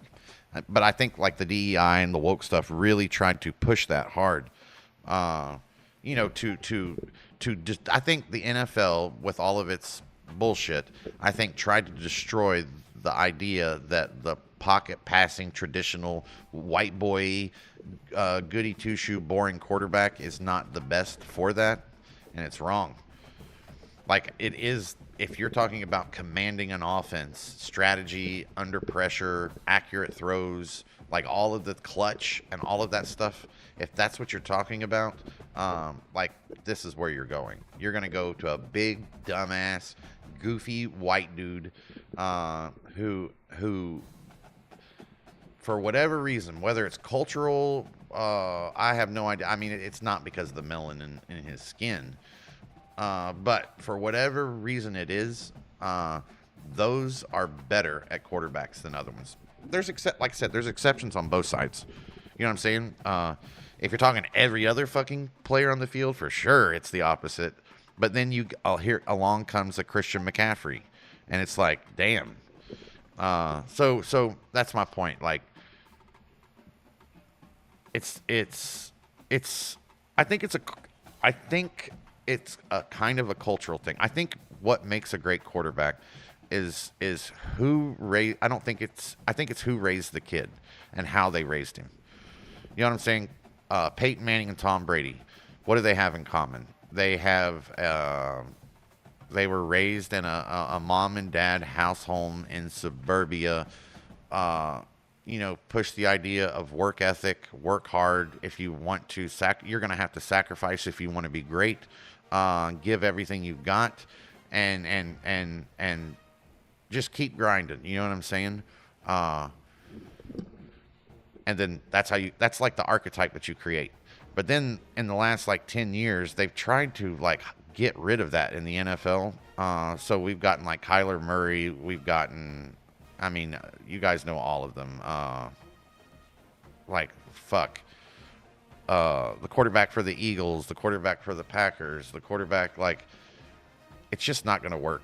Like, I'm not saying you can't be mobile. I'm saying that there are mobile quarterbacks that are alleged. Aaron Rodgers, bro. I think Aaron Rodgers, if you go back to like 2012 to 2015, Aaron Rodgers is probably the most gifted quarterback in the league. And he's definitely a top 3 quarterback. I'd never put him over Manning or Brady, but physically he's more gifted and he's mobile. Anyway, you know me, I hate the woke. I hate that shit. I think the best person should get the job. I think the NFL's learning this lesson now. I don't think we should be picking players for positions based on like color or you know what I mean. We should just, like everything in life, we should be picking people based on who's best for the job. You know what I'm saying? Like look at Nick, your guy, Kansas City. Patrick Mahomes. There you go.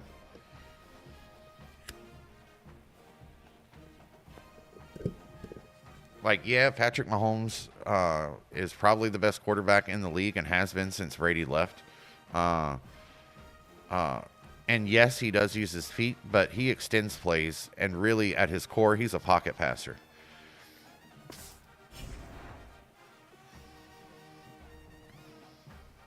Oh, man, I love Brett Favre. I love Brett Favre, bro. Just as many fucking interceptions as he has touchdowns, but that's what makes him so exciting. And he's fun, and he's a gunslinger, and I love a gunslinger, bro. He just, you know, like if you could slow down, if you can watch some old footage of Brett Favre, just before he slings the ball in clutch moments, if you slowed the camera down enough, I bet you could see Brett Favre go like this before every pass. He'd go, boom, and just like, bro, he was wild, man. I love that.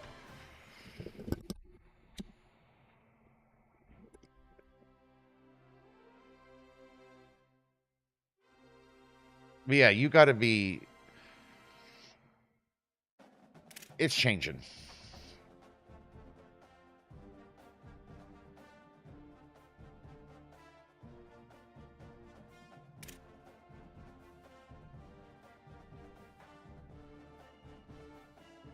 What am I? Why do I have 12 players that I can improve?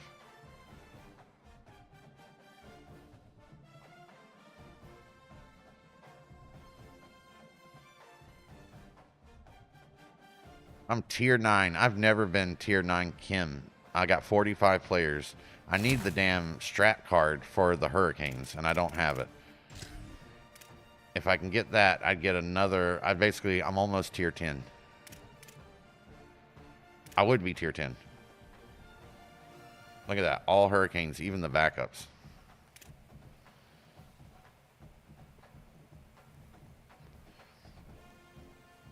Archie, you mean like Peyton's dad, or Arch Manning, like the young kid that's playing college right now? I don't know what the youngest kid's name is. It is Arch Manning, right? Are you talking about the one that's playing now in college? Because their dad, Peyton, Eli, and yeah, that is Cooper's son. And the Manning, so Archie is the dad, the oldest, right? He played for what, like the Oilers, I think, or no, the Saints. And then he has 3 sons. He has Cooper first, he has Peyton second, and he has Eli third. And then Cooper was supposedly the best player of all 3 of those guys. He was a wide receiver. But he got injured, like some kind of, or not injured. He got some kind of like spinal thing. I can't remember. And he couldn't play football anymore. He was the first to have kids. His oldest kid is Arch Manning. I haven't watched him. I haven't got to watch him play, but I can tell you, because he's a Manning, I'm a fan. I hope he does good. I'm sure if he's not that good, the reason why we're even talking about him right now is because of that name he's got.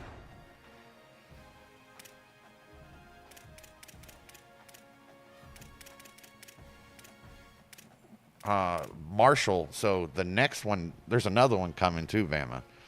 Marshall, which is Peyton Manning's oldest son. That's the one. If Arch is just overhyped because he's a Manning, he's overhyped because he's a Manning and because he's the first Manning of the 3rd generation. I would be looking for Marshall Manning. That'll be the next one. I would be crazy to see that 3 generations in a row. We've seen shit like this before, though. You know what I'm saying? What's Deion Sanders' kid that went to the Browns, and then they tried to say it was racism, but he just wasn't that good. Hang on, I'm looking to see real quick, you guys, if I can get a Miami.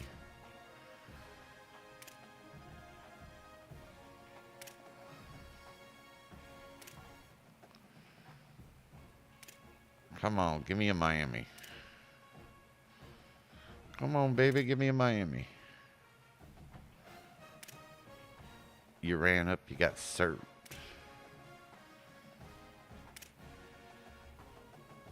Oh, there's a Miami, but it's only what's this one do? Is this just one beast mode? How many does this one give you? The lowest one, the black one.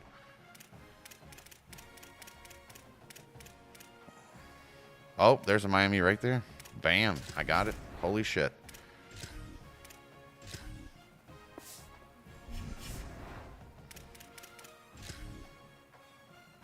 Bear Bryant's grandson. I know, I usually do, but it's never there, so I just like to skim. I like to skim. I'm taking my sweet time. I'm not in a hurry to go get angry at the cheesers. I already had 3 games today. I won 2 of them, but the yeah. The one kid, bro, I was so mad, you guys, that I had the win. It was 1st and goal with 20 seconds left. I had all 3 timeouts. The score's 21-27. Or I'm sorry, wait a minute. 20. There was a 1 point difference in the game. I'm at the 1 yard line with all 3 timeouts. I could kick a field goal and win the game right now if I want to. I could kneel it down, back it up, and he doesn't even, I think he had 1 timeout at that point.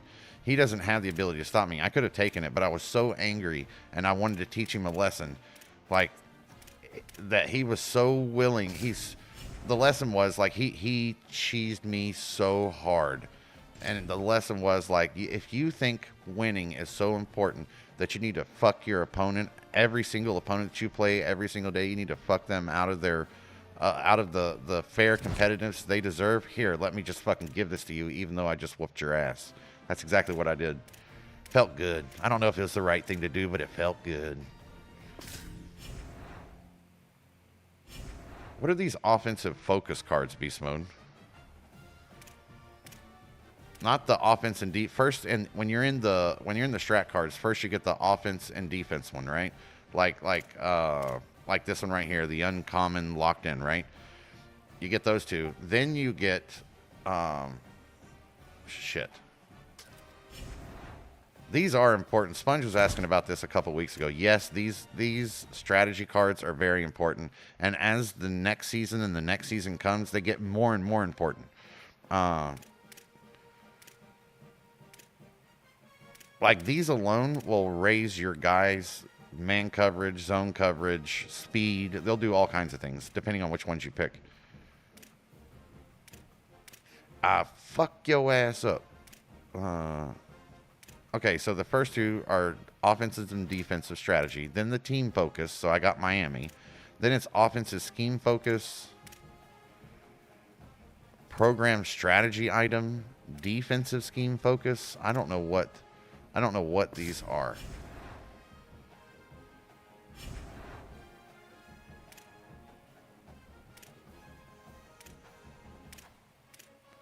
Maybe it's, actually, maybe I do know what they are.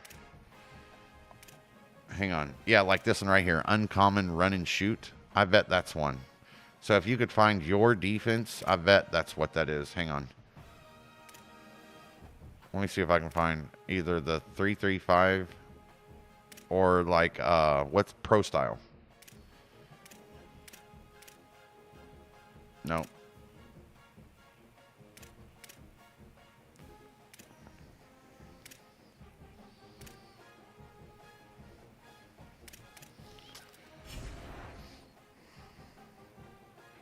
Yeah, yep. I figured it out as I was saying it. You're right. I like the 335 so far the best. See, Sponge, remember I was just showing you guys, I had 45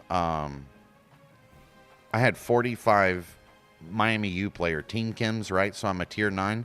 Because I just went and bought that green Miami Hurricane strat card, now I have 47. If I had blue, I would have 49. If I had purple, I would have 50. I would be a tier 10, the max. I see. So I'm tier 9 Hurricane, tier 6 Pro Style, tier 3 Phenom right now. You can actually look at it if you guys want to see. So when you're hang on. So you pull up your lineup, right? Go to chemistries, just hit your A button or your X button on it. And then you can go hover over top of each one of them and just like hit the start button. And then when you hit the start button, it'll tell you which each tier does. Like, so tier 1, each tier is 5 players. So tier 1, you get +1 strength, +1 agility. Tier 2, +1 acceleration, +1 jump. Tier 3, +1 awareness, +1 elusiveness. Tier 4, +1 strength, +1 agility, 5 acceleration, and I don't know what TGH is. 6, elusiveness and stamina. 7, strength, agility, and jump. 8, +1 awareness, +1 stamina, +1 TGH again. 9, +1 agility, +1 awareness, +1 jumping, +1 TGH. If you get 10, you get +1 strength, +1 acceleration, +1 jump, +2 elusiveness, and +2 stamina. So if you were to actually reach tier 10, you would be at least bare minimum, all of your hurricanes or whatever chem you have would at least be getting a +2. At least. Maybe more if it were Madden, because you would get the +1 speed at tier 4.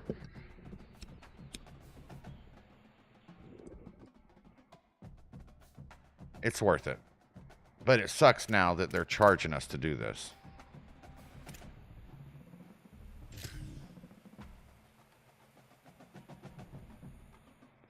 But I do feel like I kind of fucked my people over here somehow.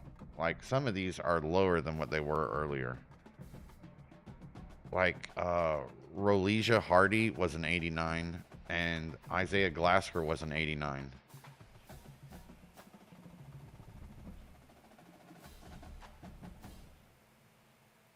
What's up, A?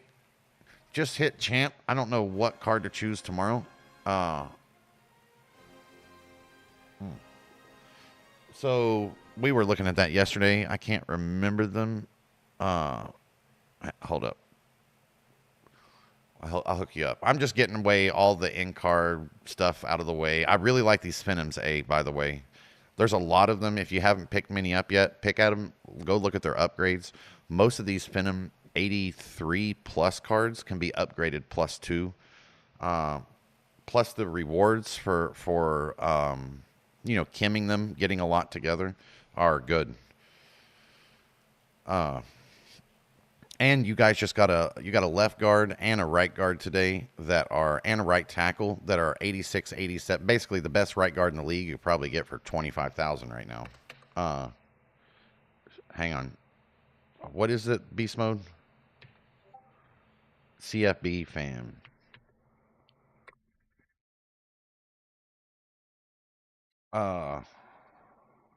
Oh, and you got, so if you don't know this, I was showing this earlier to everybody. So this corner right here, you can get pretty cheap. If you kim him up, he's going to be an 86 or an 87, right? It's not, I'm sure you've probably already got 2 corners, maybe 3 corners that are better than him. But if you pick this guy up, he's dirt cheap. And if you throw him into the slot position, he instantly becomes an 88. And he gets 87 speed. And as you know, if most of the players that you play against every day are going to be throwing flats and quick outs, that's like the meta cheese or whatever, or crossing routes, meaning most people throw across the field in under 5 yards, or they quick out, basically throw behind the line of scrimmage. Usually your slot corner is usually the worst corner you've got for most teams. This is a slot corner, so you get 3 plus. You'll get +3 overall for free for a card that is only an 85. So he's worth it. I don't know. Who's DeBoer? Who are we talking about? I missed it. Alabama coach is trash. We need Nick back. Nick Saban. Did he go pro, right? And he's not doing very good at pro, if I remember right. It's hard to transition from from college to pro for a lot of players. And it's hard for pro coaches to go back. Remember when Belichick, didn't he go to coach North Carolina, I think, or somewhere? And Patriots were dumber than a fucking box of rocks for letting. Belichick has ruined my favorite team and my favorite player's career and destroyed our dynasty because of cheating. despite all of that, I think Bill Belichick might be the greatest coach that any of us will have ever seen in our lifetime. Even despite all of that, he is still that good. He really is. Like you guys, for some of you young guys, you probably don't know Bill Belichick before he was a Patriot. Bill Belichick was the guy who made Lawrence Taylor like the real LT. He's the guy that drew the schemes and drew the whole defense up for Phil Simms and those Giants. Nick need to come back. Bama fans are in for a reality check without Nick. We'll see. Bama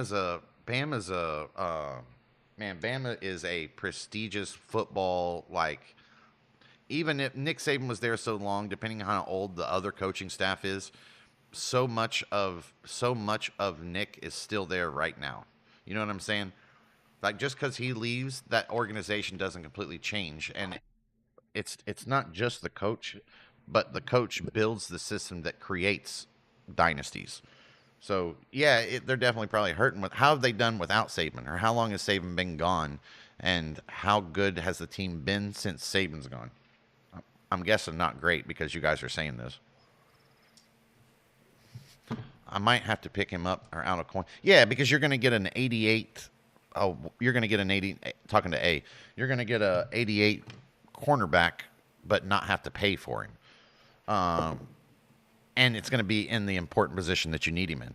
As far as your depth chart goes for defense, like hold up. And I'm going to look at the gold card. Sorry. We get talking shit and we get going for a while. And when it comes to your defense, you don't have to put him in your top 3 unless he's better than your top 3. You can just stick him down here like I did, and he's just an 86. But if I go to specialist, look, boom. I mean, he's as a slot corner, he's better than Pickett, and equal to what's that Notre Dame guy? He's equal to Leonard Moore if you have him in the slot position.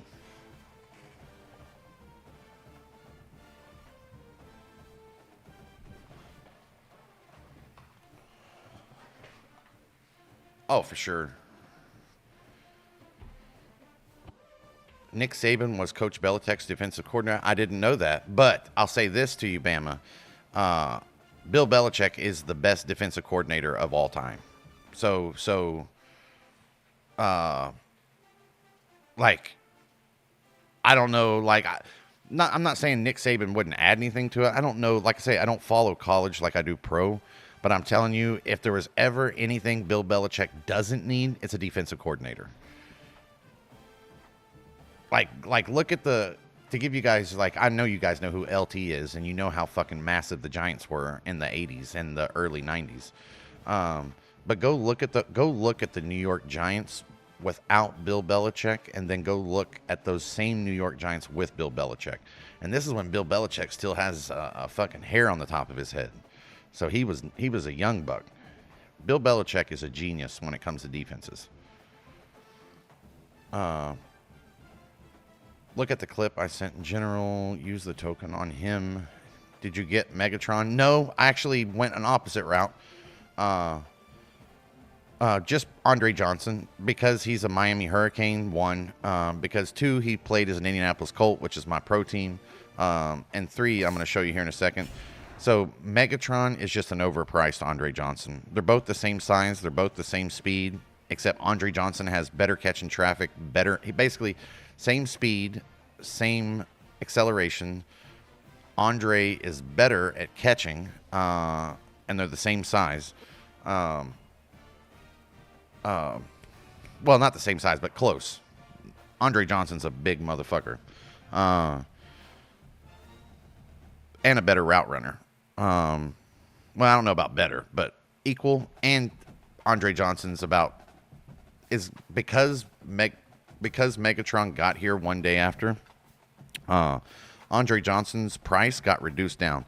So unless you're just a huge Megatron fan, for most people, I would be getting Andre Johnson. I would not be getting Megatron. But if you pull Megatron, go get you some Megatron. But and I want Megatron, don't get me wrong. But he's pretty low on my list right now. Not because he's not good, just because he's not as good as his price shows. You know what I'm saying? Hold up. I'll show you what I mean. Offensive coordinator. There you go. There you go. That's where Belichick, I think, struggles more. That's why he had to steal plays. That's the whole Spygate era. There you go. There's Meggie. I don't know. Meggie's getting down to reasonable price now. Actually, he's going for the same price as Andre Johnson, so maybe people are realizing what I'm saying.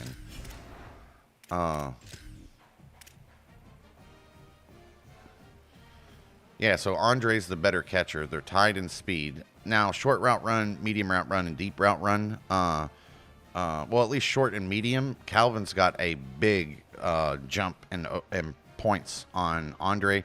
But honestly, the short, medium, and deep route running thing, I don't know how valuable that actually is. To me, that's not like...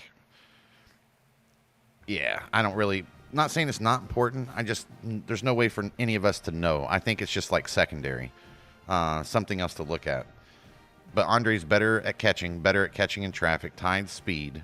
So like all of the S tier things, I would put a wide receiver. Andre either wins or is tied.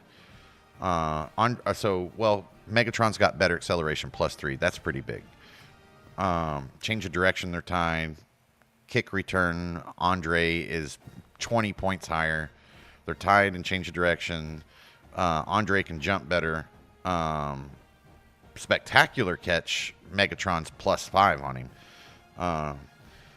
But, I mean, I don't think that surprises anybody. It's fucking Megatron. But I don't do many spectacular catches, so... Yeah, exactly. Well, right now, it's just going to depend on what kind of prices you're getting, where you're at. But when I looked at this earlier, Megatron was like $1 million and, 1 million to 1.5 million, and he's already dropped a lot.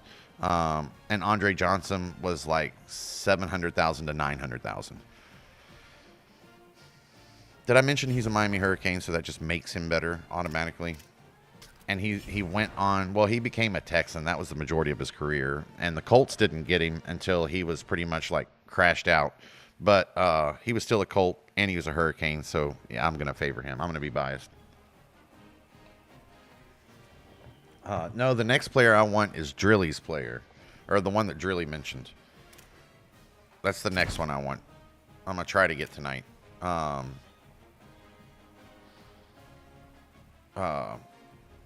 Fuck. Pecker?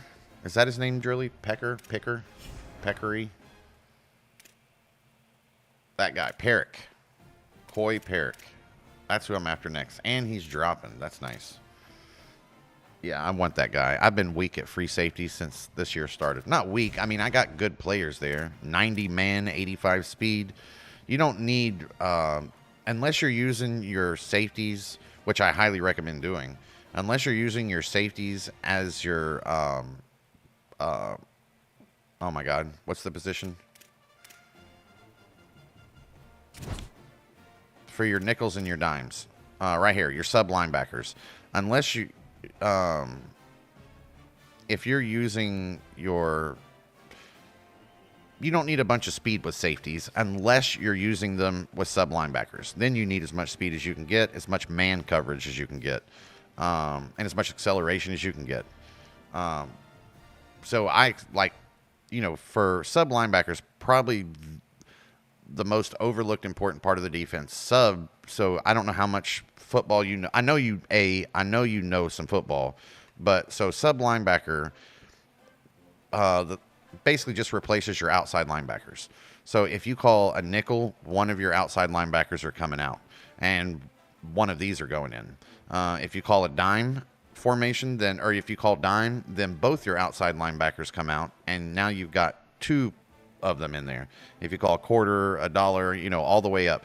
Basically, what you're doing is you're replacing your linebackers with coverage guys. So if you're playing a pass-heavy team that's not trying to run all over you, absolutely you should be running at least dime all the time. That way you're putting, if you put an outside linebacker, like if you put Rolijah Hardy or Isaiah Glasker on a fucking 5'10", 4'2", 40 fucking slot corner, he's gonna get his ass beat to death. You know what I'm saying? outside linebackers are big, blitzy son of a bitches made to stop the run and made to blitz the quarterback. Just in general, there's plenty of Wills and Sams that can play coverage, but they're never a linebacker's never going to be as good at coverage as a safety or a corner is. So for instance, I mean, I know a lot of you guys heard this and you already know this, but for instance, if you're playing a guy and he's running the ball all over you, you definitely don't want to play nickel, dime, dollar, or quarter. You need that big giant size, horsepower to get in there and rock the line and stop that running back. If you are playing a team that is only passing against you, then you should probably be in at least a dime, if not quarter or dollar, all the time. That way you have, you don't have 2 corners and 2 safeties. You got, 4 corners and 2 safeties, 5 corners and 2 safeties. Safeties are kind of like the middle ground. If linebackers are Will and Sam is what I'm talking about. Linebackers are the meat cake, big beef burritos that aren't very fast, aren't very good at covering people, but they're great at blowing up lines, sacking quarterbacks, and smashing runners. And then go all the way to the opposite end, which would be a cornerback. A cornerback is the lightest, thinnest, but fastest coverage guy that there is. He's the best for covering the pass, but he sucks. It's like, bro, if you came out in a dime, a quarter, or a dollar on me while I've got Bo Jackson, I can probably truck over every corner you have. But I'm not going to be able to do that with a linebacker. So you have to know when to use the nickel, the dime, the dollar, the quarter, et cetera, et cetera. That's all it is. So for people, I catch a lot of people in Madden doing this. Like their sub linebackers, they'll put in their fucking Mike linebacker and their normal linebackers there. Don't do that. Never use your linebacker, your Mike linebacker for your subs. Use your 2 best pass coverage guys you have available. Safeties are usually the best because safeties are almost as fast as a cornerback, but they're heavier, harder hitting, and they're better at pursuit. And their man and zone is usually just as high as a corner's. So they can cover the pass and they can stop the run. But they're less likely to stop the run and they're less likely to stop the pass compared to, a corner or a linebacker. Basically, fundamentally, this is how you want to see this. All right. So, like, for me, I got Brandon Merriweather, right, as my number 1 sub linebacker. So if I call a nickel, then Brandon Merriweather is going to be the guy that comes out of the game, right? Or is going to be the guy that goes in and it's going to pull out. It's going to pull out Hardy, and if I call a nickel, it's going to pull out Hardy and it's going to put in Merriweather in his place, right? That's the nickel. If I call the dime, then it's going to do the same thing I just said. It's going to pull out what's his face. And it's going to put in Merriweather, but it's also going to pull out the Sam and put in Glasker. Glasker's already a linebacker who's fucking incredible at stopping the pass, so I left him alone. He can play coverage anyway, so I leave him alone. Shit. Brain fart. Let's see. I've got so many players right now. We're getting ready to play, like, here in a couple minutes. I've got so many players right now where this new round of these Phenom cards is actually allowing me to start selling some of these cards that I have, some of these high-end cards that I have that are equal to those Phenoms that didn't cost very much and aren't very valuable. So I'm starting to be able to, right now I'm starting to transition some of these LTDs, starting to move them out, starting to sell them and still get most of my money's worth out of it. I don't want to hold on to these any longer than I have to.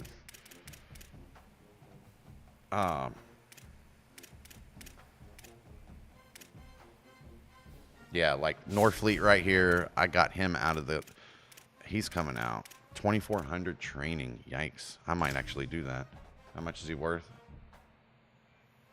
110, 190, 170.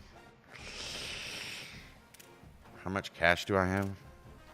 Gosh, I blew 240,000 bucks just in fucking Team Kims. I was up just about 400,000 today. Okay, hang on. I'm gonna go ahead and get some cash for him. I'm gonna start working towards getting the picker guy. I need that big free safety really bad. Drilly, you did call that right. Assuming he's good. Beast Mode called Prince Will. This card right here is lights out, and he's not even a fucking LTD. And edges and defensive tackles this year have been a struggle. The only good defensive edge, so the Leggy and the Reggie, that I've found this year was Trey Smith until Prince Will. Prince Will's good. Also, the other guy that I've been using as my backup, Boubacar. Okay, so we got him out of the way.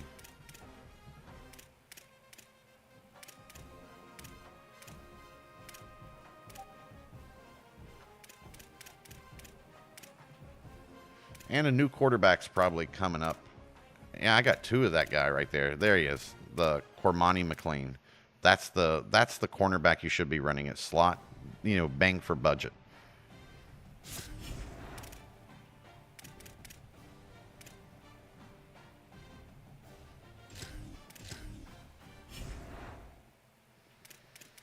And right now, I think that, not in total, but right now, I think that training points are worth more than like auction house currency, like actual coins.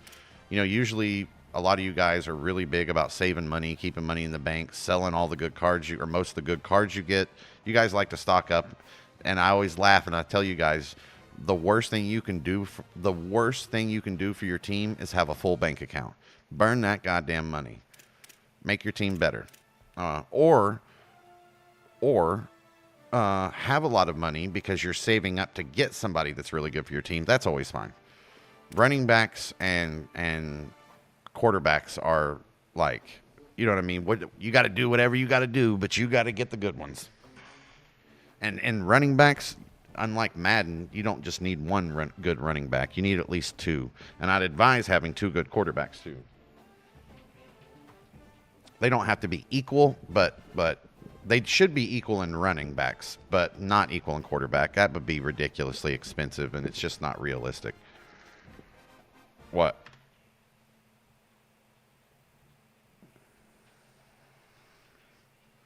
I think the best receiver is going to be my cousin's card. You got to wait so long to get him, and the event is annoying. What is it? I don't know anything about it, eh? He's your cousin? Is that what you're saying? The player? That's awesome. We got a couple college players in here.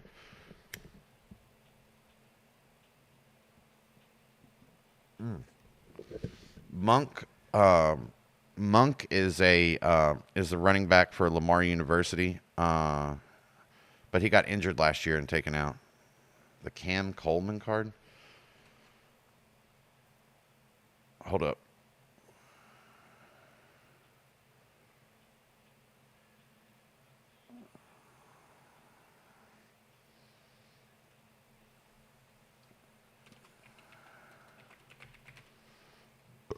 Oh, shit. 89. Let's go.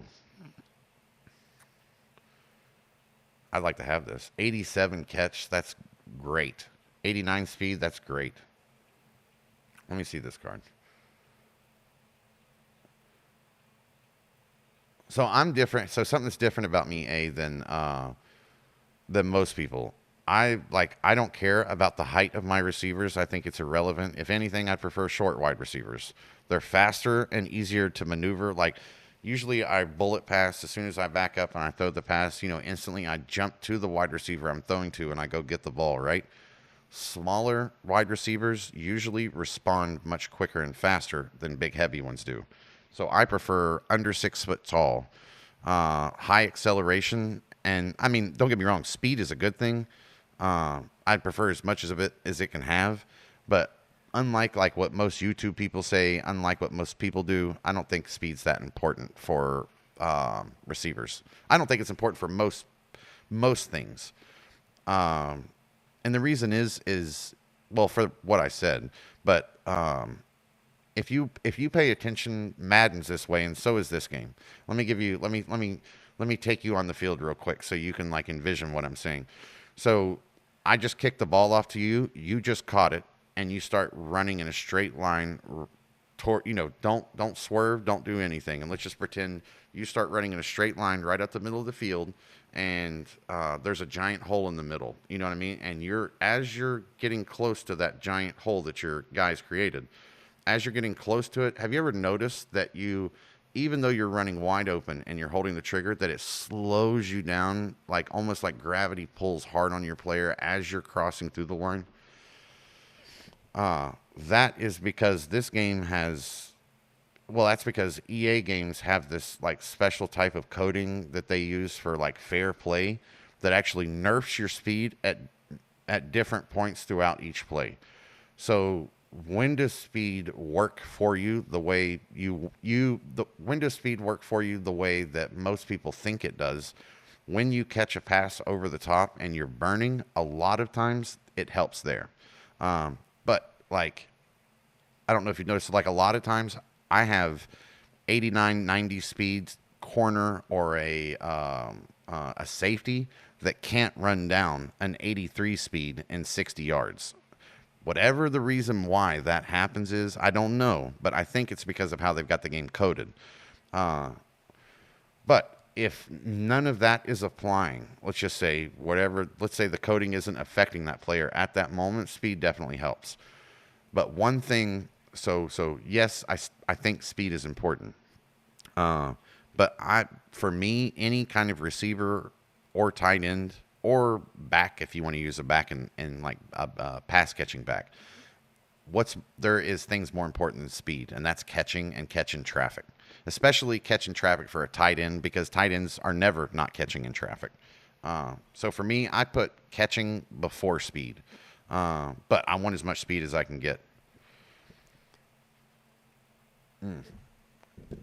I told you I'm a lot like the way I look at it and do things is just different. And some of it's because I played Madden way back in the day, and some of it you just have to take with a grain of salt because I haven't played these modern Maddens, and this is my first month of playing college football, and I took almost a 14-year break from Madden.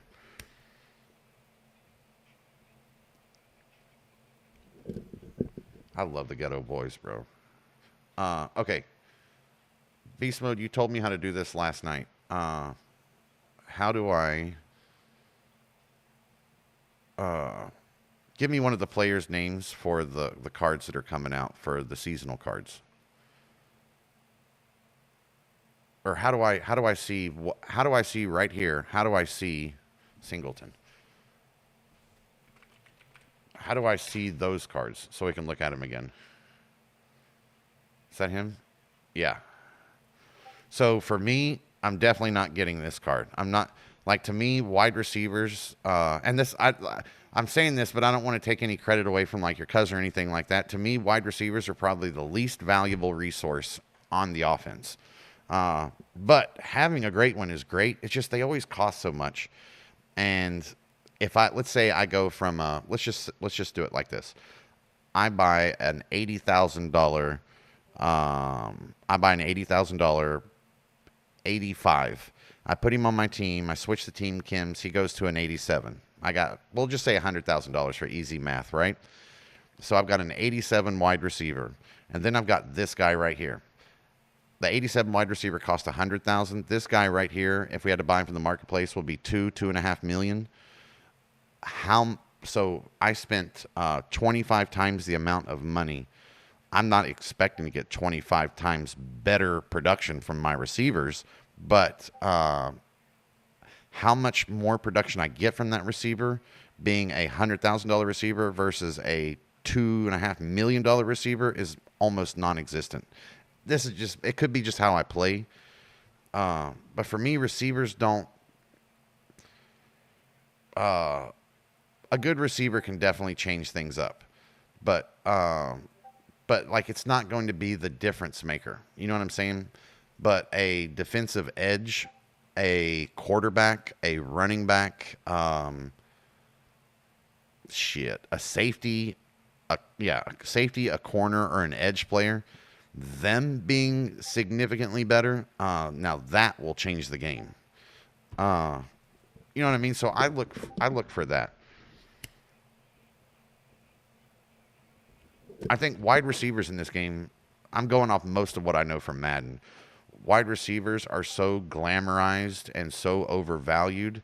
They inflate the price, and everybody just kind of ignores that when you get a super hot wide receiver, that the difference between him and the last receiver that you had is really not that crazy. Give me oh, wait a minute, back up. How do I see these cards?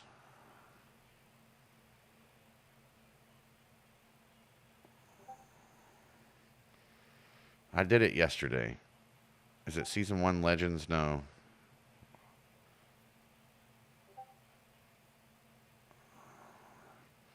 Like Michael Vick, for instance, paying a couple $1,000,000 for him will impact your fucking team like significantly. You know what I'm saying? Because you will be operating with him throughout your entire offense.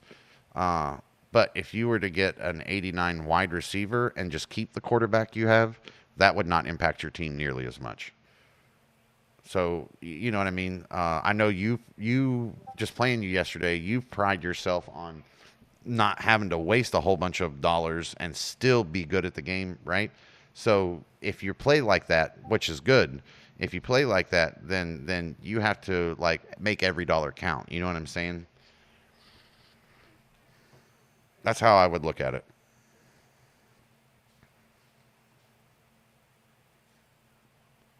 I'd like to have that mic right there. I'd also like, I haven't played with Sam Levitt. I'm still RG3. RG3 is the only quarterback so far that I've used that I've actually liked in this game this year. I'd like to have Antonio Cromartie too.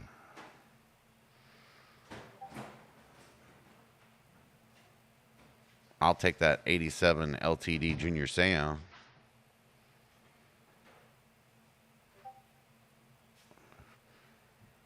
Click players, then scroll to promo ranked. Okay, hang on 1 second. Thank you, Beast Mode.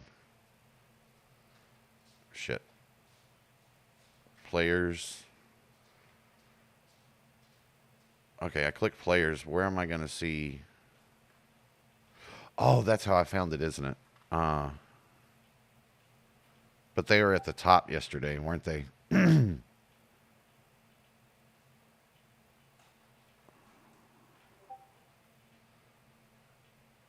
I was like, good gracious ass was. Nope.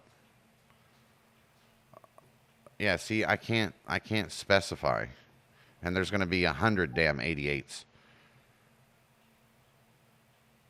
Actually, it's probably in the Discord. I don't know why I'm doing this. Hold up 1 second, y'all. I got you. That's next month's. Can you show me, hey Beast Mode, can you show me, can you do the same thing you did for the players coming out next month? Can you do the same thing for the ones that are coming out this month? Do you have that link? I'm looking, hang on. I feel like they're in here somewhere.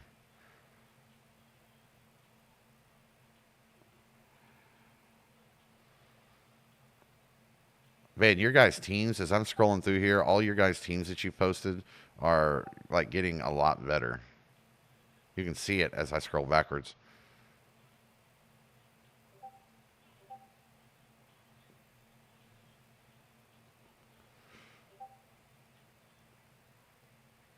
Okay, click players. All right, hang on. I clicked players, but there's no filters. Look, there's no filters here. Oh, shit. That's because I didn't open it up enough. My bad. I got secrets can't leave Cancun.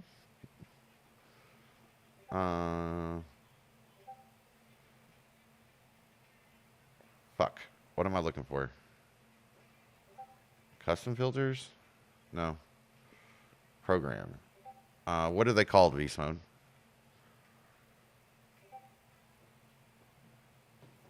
What are they called? Season.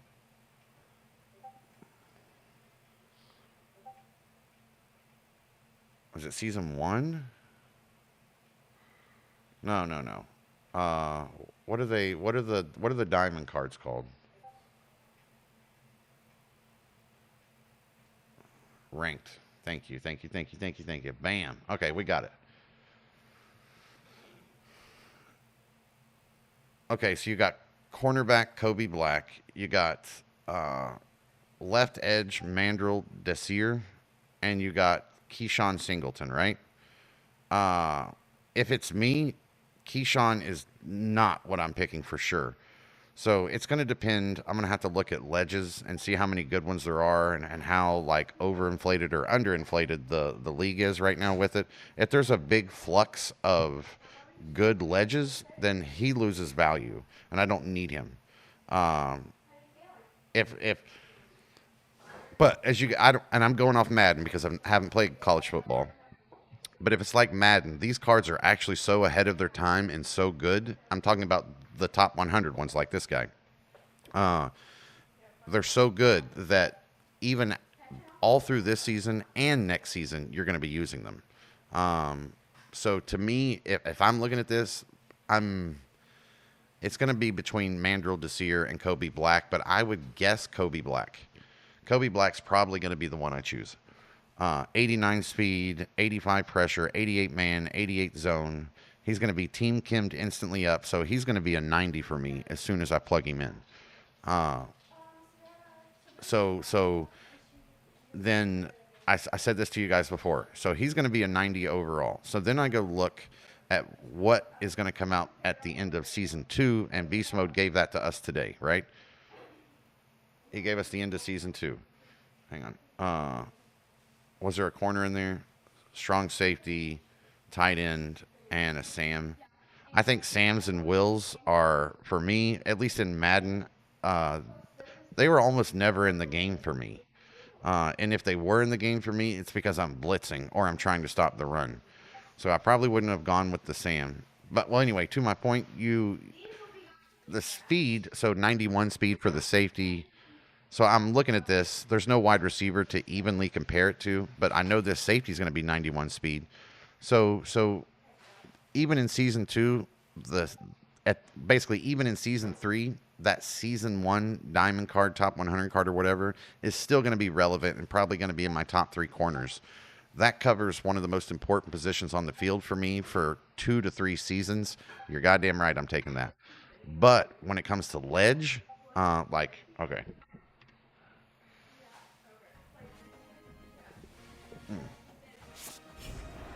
I got you. Hang on. Let me stay on point, Beast Mode.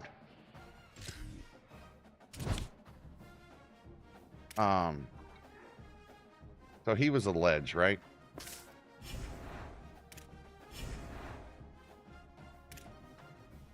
We've been getting a huge flux of like quality ledges. Actually, we haven't got many since the 86, or we haven't gotten any 87, 88s, really? So his value would be good. I don't mean like his literal sell value. I mean his value to me would be very high. Like receivers draw so much attention. Honestly, for me, a receiver for sure. If you ever get to the if you guys are picking your cards at the end of your season rewards, I don't care which team you have, a receiver is going to be probably the worst thing you can pick. That's just me. This isn't a fact. This is just how I would look at it. Because receivers don't impact my team that much.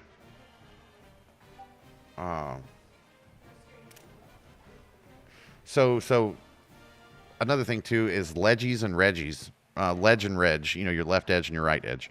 They're a little less valuable to me in college because you can use them in either position, and they're usually, if they do get any kind of knockback, it's just 1 point, and they're still just as good on the other side.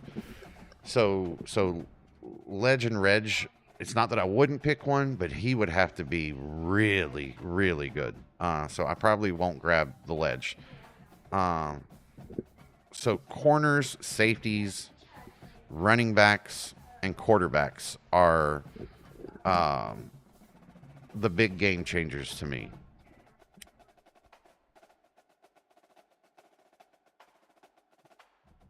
All right. I've gotten kind of cold. So, and you guys have been hearing me just blabber on. All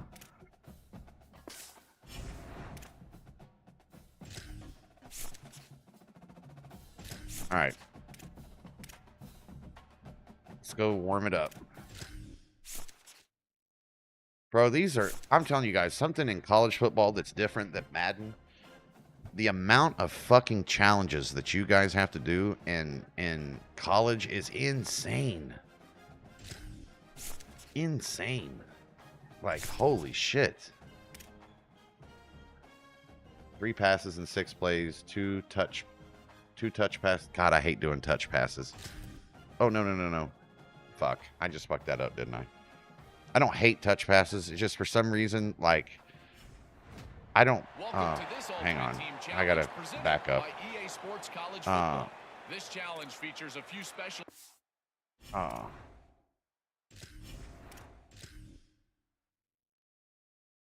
Oh, damn it. Now, brain fart. Give me a minute.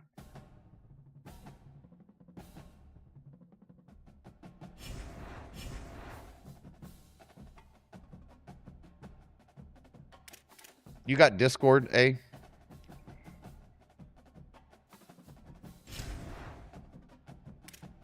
We can show you. There's a bunch of us in here.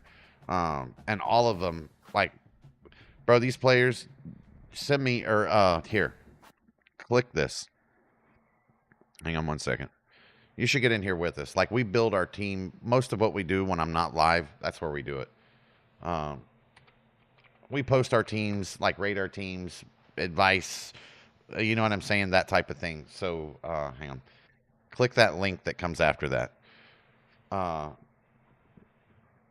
It'll ask you to apply or whatever. Just, I don't know, draw me a dick or a middle finger or something. Don't worry. I'm gonna bypass it and let you right in. Why is it?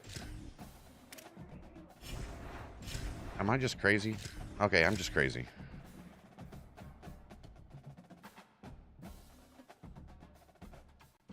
I'm about to snap my controller doing these missions. Which ones are you Sponge? That's why you're not supposed to play unless you got your homeboys. Bro, Legendary is tough without friends. Trust me, I know. I beat like the first 3 levels. There were some parts, bro, where I died like 45 fucking times. Complete 3 passes and 6 plays. Don't throw 2 incompletes and complete 2 touch passes. Damn, I hate the touch passes. Okay. All right. I'm just gonna do some. We're gonna cheap out right here, boys. I'm just gonna do some fucking screens. Back to throw. It's Griffin. That one never had a chance. Well, there's one incomplete pass. I'm gonna fuck this up. All right. And the Yellow Jackets getting set on 1st and 10. Quarterback may change this route. Looking to pass. It's Griffin. Throws to the tight end. Got a man. It's Fleming. Hits the accelerator to the right. All the way down to the 24. Okay, that was